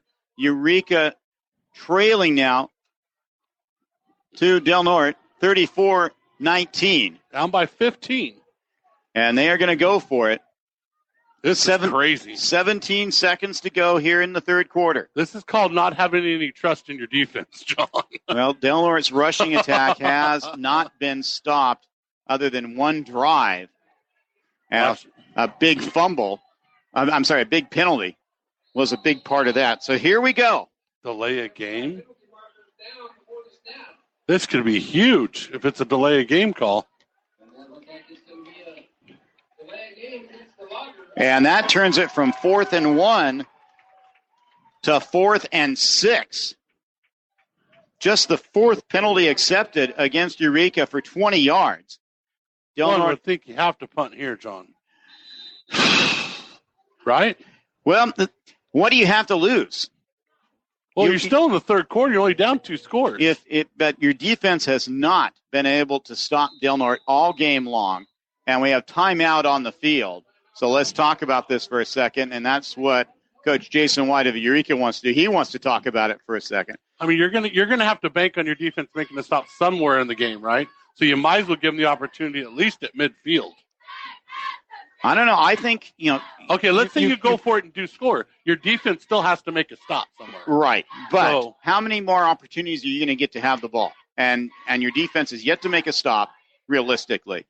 You've got to win this game to advance to the postseason. This is a playoff game for the Loggers. If Del Norte can make a stop here, and I have a feeling they may come out of this and decide to punt after all, but if they go for it and Del Norte can stop them, this game is over.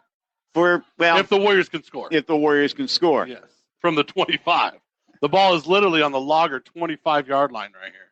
Or if you got some in the back pocket right here, something to trick your brothers. Yep. This could be a play that's going to, be talked about at Thanksgiving dinner time. Right here. They're drawing it up on the board as we speak, John. As was stated in the newspaper this week, the winner of this game will figuratively get to sit at the big kid table while the loser will figuratively be with the little kids at Thanksgiving. Coach Jason White, the big brother of Del Norte head coach Nick White and assistant coach Chris White. Here we go. 4th down. He's slipping. They don't even know where to go. And they are having problems. Eureka is figuring out where they want to go. 3 receivers to the right, the near side of the field. A single receiver to the left. Back to pass is Bell. Deep drop. Now he steps up. Now he's got a scramble. Can he get away? He throws it over the middle. It's knocked down. Almost caught. Almost intercepted. But it lands on the ground. Del Norte will take over 1st and 10. No penalty flags as the Warrior defense stiffens and does a great job. Caleb Price coming up a little slow, but you bend but don't break with that Warrior defensive backs, and they've done a great job here in the third quarter, John. And Eureka walks dejectedly off the field. Their defense trots on, but there's no sense of purpose as the Warriors take over 1st and 10 on the Eureka 25. 8 seconds to go here in the third quarter. And the Warriors just oppose their will. I mean, just how good a shape they're in and how strong they are up front. The Iron Warriors. They come to the line of scrimmage. Twin running backs. Hand off. Blackburn following his blocker. Skips it outside. Stiff arm. Gets away from one. Cuts it up. Accelerates. Still on his feet. Into the end zone. Chase Blackburn, his second touchdown of the quarter. There's a penalty at the line of scrimmage. But there's a penalty at the line of scrimmage. Wah, wah, wah. Here's the signal. It's holding, and it's against Del Norte. And what Caleb Price is saying, he has a lot of validity to it, is the outside receiver right out there ended up slipping on the ground, and we ended up on top of him, and they're going to call the hold as they push him to the ground. Tough break for the Warriors. Wipe the touchdown off the board, as exciting as it was. And then a late penalty flag comes flying. And I have a feeling this is going to be unsportsmanlike conduct against the Del Norte coaching staff. Del Norte has really struggled with penalties this year. And the frustration boiled over somewhat after the game against Fortuna, one that Del Norte won, and that's exactly what it is.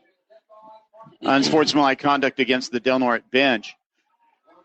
And the Warriors are in the position to put the Loggers away, and two huge penalties here are going to make it probably 1st and 30.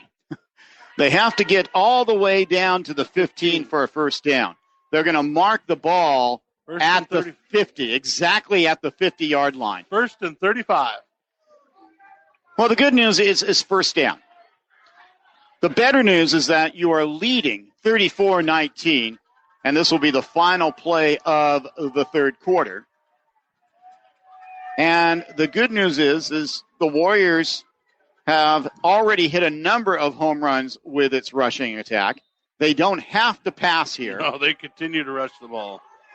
Kalea goes under center. He sends Blackburn in motion, hands it off, who hands it off again as they try that little wrinkle play to Lofton. He'll get... Yeah, they're going to mark him for a yard loss as the quarter comes to an end. It was quite the quarter for Del Norte as the Warriors score 3 touchdowns, including Chase Blackburn's electrifying 57-yard scamper. And as we go to the fourth quarter, it's Del Norte 34 and Eureka 19. We'll be back with the final 12 minutes after this. We're broadcasting live with Warrior Pride. You're listening to Del Norte Sports. It's time now for the Warrior of the Week. And it's brought to you by Lisa McCowan, State Farm Insurance. Call Lisa when you want great service and State Farm Insurance. And now, the Warrior of the Week. Your Lisa McCowan State Farm Insurance Athlete of the Week is Aaliyah Rapalowski of the Del Norte High girls tennis team. The senior won 3 consecutive matches, including a 3-set marathon, to claim a singles title at Saturday's Humboldt Del Norte League Championships. Also winning a crown was the Warriors' Danica Scott. Aaliyah Rapalowski, your Lisa McCowan State Farm Insurance Athlete of the Week. And this has been your Warrior of the Week. And it's brought to you by Lisa McCowan, State Farm Insurance. Call Lisa when you want great service and State Farm Insurance. And that is your Warrior of the Week. The Del Norte High football team is 12 minutes away from the Big Four Conference Championship, undisputed. Standing in its way is Eureka. The Warriors leading 34-19 with the ball at the 50-yard line. It's second down and 30 after a holding penalty and a sportsmanlike conduct penalty against the Warriors. Hands the ball off. Trying to find room is Chase Blackburn, who's just been a man possessed here in the second half. He gets it to the 43 or so, and it's going to be third down and a whole heck of a lot. 10, 25, 20, 27, third and 27 from the 43. Go ahead. I think if you pick up 8, 10, 12 here. It's going to be a manageable fourth down for the Warriors. Be big to get 10 or 12 yards on this play. Single running back. Now man in motion. Fakes the handoff. Deep drop by Kalea. He's being chased. Needs to get rid of it. Finally throws it out, and it's caught by Mitchell, holding it like a loaf of bread as he goes down the sideline, but he gets knocked out of bounds at about the 36-yard line. OJ stayed away from the sack, though. That was huge. Picked up 4 yards on the play, but that was about it. Mitchell holding the ball out like you'd see like Connie Hawkins back in the days of the American Basketball Association, holding it with one hand as he went down the sidelines. Man, I think you pin Eureka here. I'd punt if I was in this situation. They haven't pushed the ball all the way down the field. Let's see what head coach Nick White decides to do on fourth down. The ball at the 36. They have to get to the 15. And now timeout will be called by Del Norte with 11:08 to go. Warriors up 34-19. You want to know what a stat for an impressive third quarter of rushing is, John? Sure. 14 rushes for 183 yards just in the third quarter as they just went nuts. Warrior Athletics brought to you by Seaquake, by Freeman Rock, which presents the postgame show. Coast Central Credit Union, L&L Design and Construction, the Hiuchi Hamlet, presenters of the Hiuchi Hamlet Halftime Report. Lisa McCowan of State Farm Insurance, which provides Athlete of the Week, and Sutter Coast Hospital. No football next week as the playoffs have been pushed back a week because of fires and electrical problems, or not really problems, so to speak, but the electricity being turned out to try to stop fires down in the Santa Rosa and the Bay Area. So North Coast section decided they pushed the playoffs back a week. We'll find out who Del Norte will play a week from next Sunday, or this coming Sunday, in that first round. It's almost a given the game will be here at Mike Whalen Field. Look at Eli Larson down there, water boy, handing out all the water to everybody, working hard down there for the team.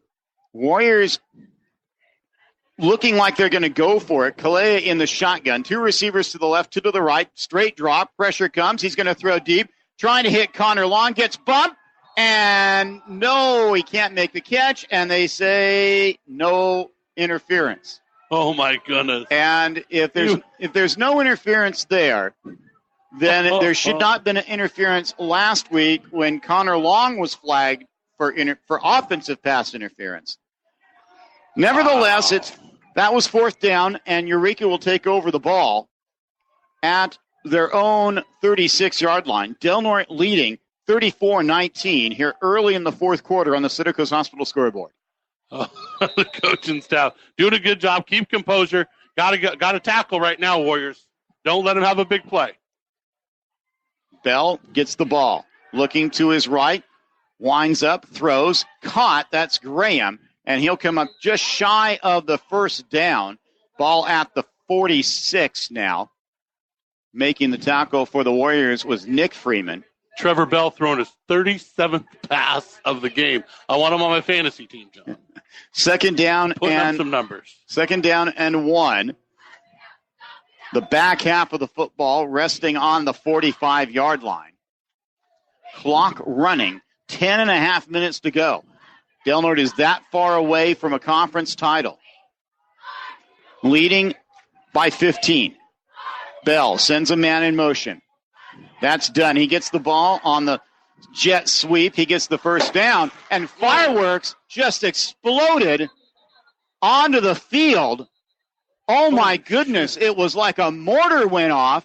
It knocked down several players. It came from the northeast area beyond Mike Whalen Field and landed on the 40-yard line. Play has been stopped, ladies and gentlemen. And that was crazy. It came, you can still see the smoke screen. It was some sort of firework that roared from near Washington Boulevard or the other side of Washington Boulevard. It was definitely over in the, looked like it came from the parking lot. And landed on the field. The referees, all the players are now on their sides of their field as spectators go rushing over to where that was fired off. We have a delay. Strangest thing I have ever seen, and right? Why are we running over? Why are all the fans running over there? This is crazy, John. This is unreal. JD, if you're with us, we're going to take a little break. Why don't you check in with our sponsors? Our score with 10:10 to go in the ball game, 34-19 Del Norte in front as we try to figure out what strange thing just happened here at Mike Whalen Field. We'll be back in just a moment. We're broadcasting live with Warrior Pride. You're listening to Del Norte Sports. Del Norte Warrior Sports, broadcasting live with Warrior Pride. Thanks to our legendary sportscasters. And thanks to Elk Valley Casino, Hemmingson Contracting, Del Norte Tire, H&R Block, Hambro WSG, and Harbrook Jewelers. Listen to Del Norte Warrior games online at delnortesports.com and at 97.9 KPOD. Broadcasting live with Warrior Pride. Go Warriors! Del Norte Warrior Sports, broadcasting live with Warrior Pride. Thanks to our legendary sportscasters. And thanks to England Marine, Park City Superette, Suburban Propane, Curry Equipment, Crescent City Glass, and Redwood Hotel Casino. Listen to Del Norte Warrior games online at delnortesports.com and at 97.9 KPOD. Broadcasting live with Warrior Pride. Go Warriors! Del Norte Warrior Sports, broadcasting live with Warrior Pride. Thanks to our legendary sportscasters. And thanks to Center Coast Hospital, More John Napa Auto Parts Store, Griffin's Furniture, and Main Street Skate and Beaches Boutique. Listen to Del Norte Warrior games online at delnortesports.com and at 97.9 KPOD. Broadcasting live with Warrior Pride. Go Warriors!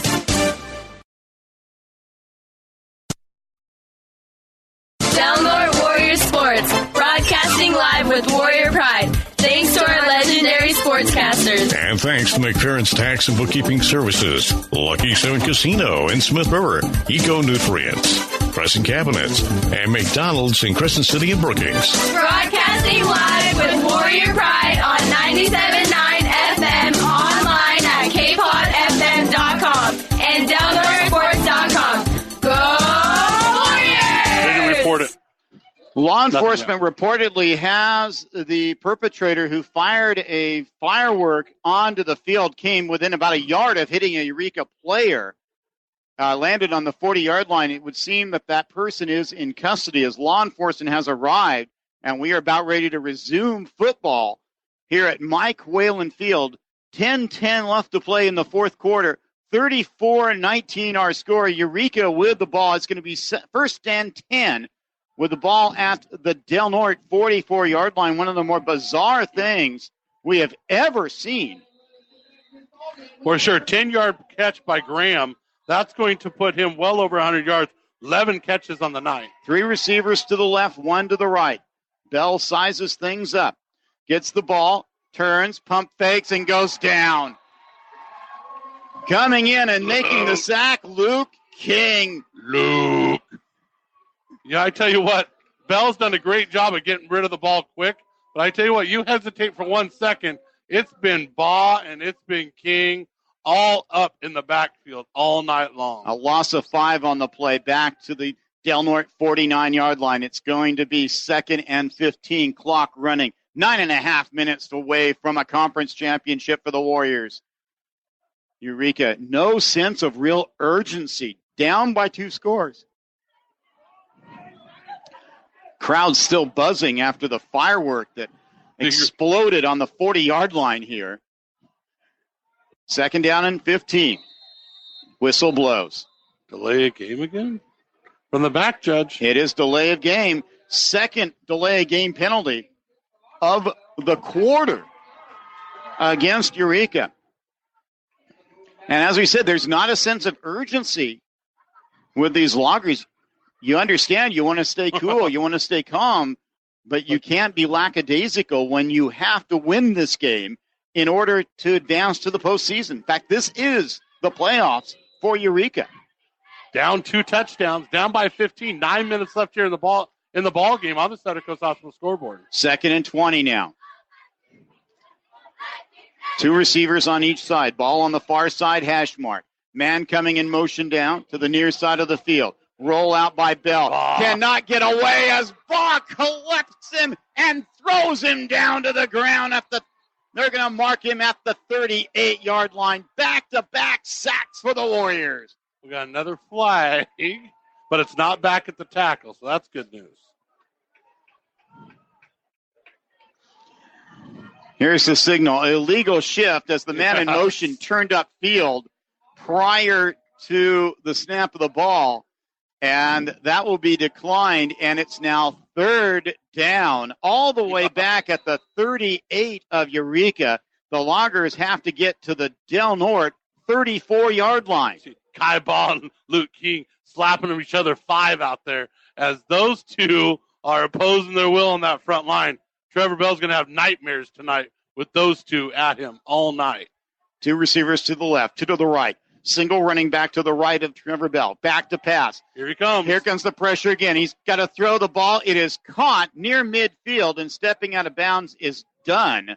It's going to be 4th down and 15 for the Loggers. Stops the clock with 8:34 to go. Warriors leading by 15. They're going to mark it actually shy of the 50 at the 49. Del Norte chasing the conference title, trying to improve its overall record to 9-1. Here we go. 4th down. 3 receivers to the left, 1 to the right. Far side hash mark. Timeout is going to be called by Jason White on the far side of the field. Got a flag over here, but timeout before the flag, I think. I think he saw once again he was going to get nailed with another 5-yard penalty he could not afford at this critical juncture of the game. So let's set the scene. 8:34 remaining in the 4th quarter. Warriors leading 34-19. Loggers with the ball near midfield, facing a 4th and 15. Del Norte, if it holds on, will be the undisputed conference champions. They will finish with a 9-1 overall record in the regular season. It will advance to the playoffs once again, and it's a remarkable string Del Norte has for the postseason. 14 times, including this year, out of the past 17 seasons, the Warriors have went to the North Coast Section playoffs, including last year when they reached the semifinals before losing to eventual champion Fortuna right here at Mike Whalen Field. I tell you what a conference this year.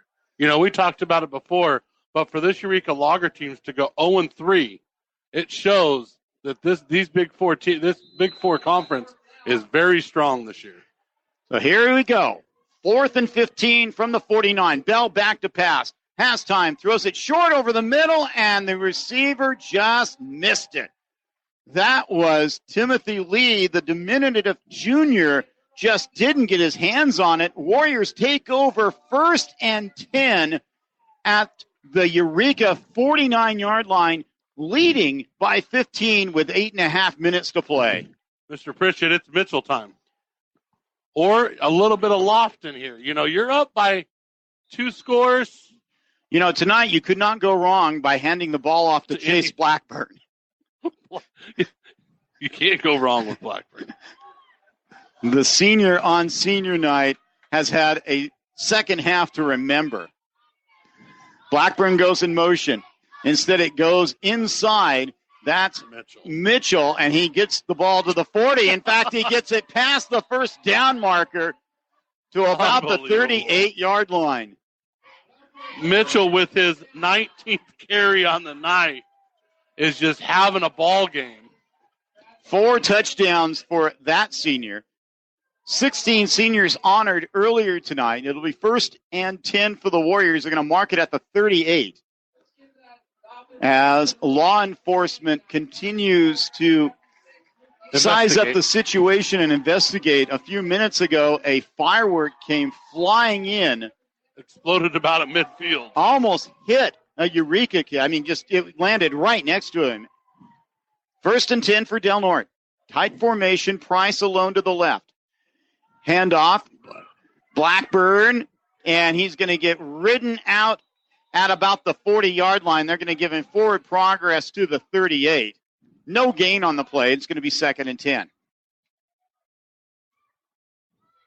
7:35, clock still running, left here in the ball game. 34-19 your score. Man, what a big win for the Warriors if they can hold on here.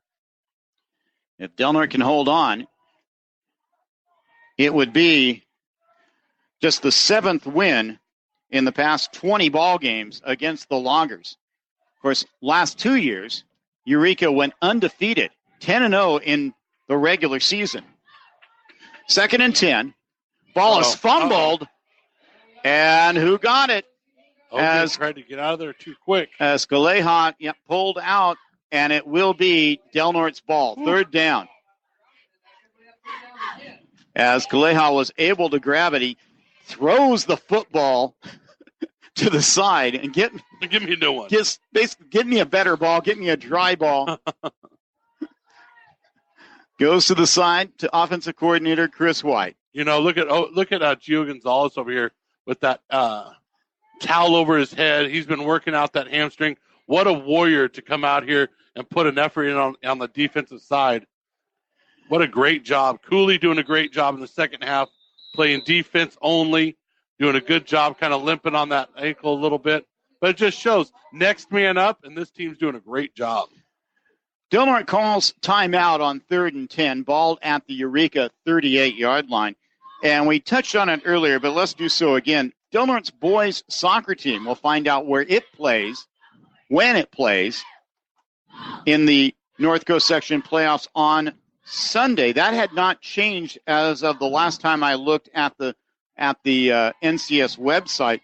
Del Norte tied Arcata 2-2 earlier this week, knocked off South Fork 2-0 in the final regular season game, finished the regular season 7-3-2. So that will put them in the playoffs. And we wish Danica Scott the best of luck when she takes part in the North Coast Section Singles Championships. She won the Humboldt Del Norte League title, the number 1 seed. And they held the doubles championship today in Fortuna. Wow. Great job by Lady Tennis. So, timeout over. 3rd and 10. Warriors come to the line of scrimmage.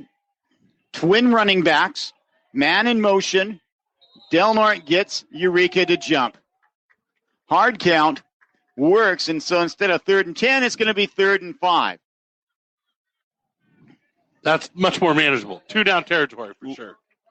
Lot more plays in the playbooks available. 6th 5-yard penalty of the night against Eureka. Or on the page sheet, we would say. He's got about 75 plays on each side of that sheet. I looked at it. Ball now at the 34. They have to get to past the 29. So it's just a tad over 3rd and 5. Twin running backs again. Handoff. That's Blackburn. Left side. Gets the corner. Gets the first down. Going down the left sideline. Touchdown, Del Norte. No penalty flags this time. Chase Blackburn from 34 yards out. Just strolling down the sideline. Chase Blackburn, no resistance at all as he hit the corner, and nobody was going to catch him. 35 yards. Great job by Chase. What a night for Chase. What a half for Chase Blackburn. Unbelievable. 6:14 to go in the 4th quarter. Del Norte extends its lead to 40-19. Here comes the extra point. How about a 174-yard quarter? Wow. 174 on 6. There's the kick. It is good from Kenji Adams-Lee. Del Norte now leads Eureka 41-19. The Warriors are 6 minutes and 14 seconds away from a conference championship, their first since 2016. You never would have thought you'd wear down a Eureka Lager team, but this Warrior team has absolutely demoralized and wore down that Eureka Lager team to where on that rush right there, once he got to the outside, there was barely anybody chasing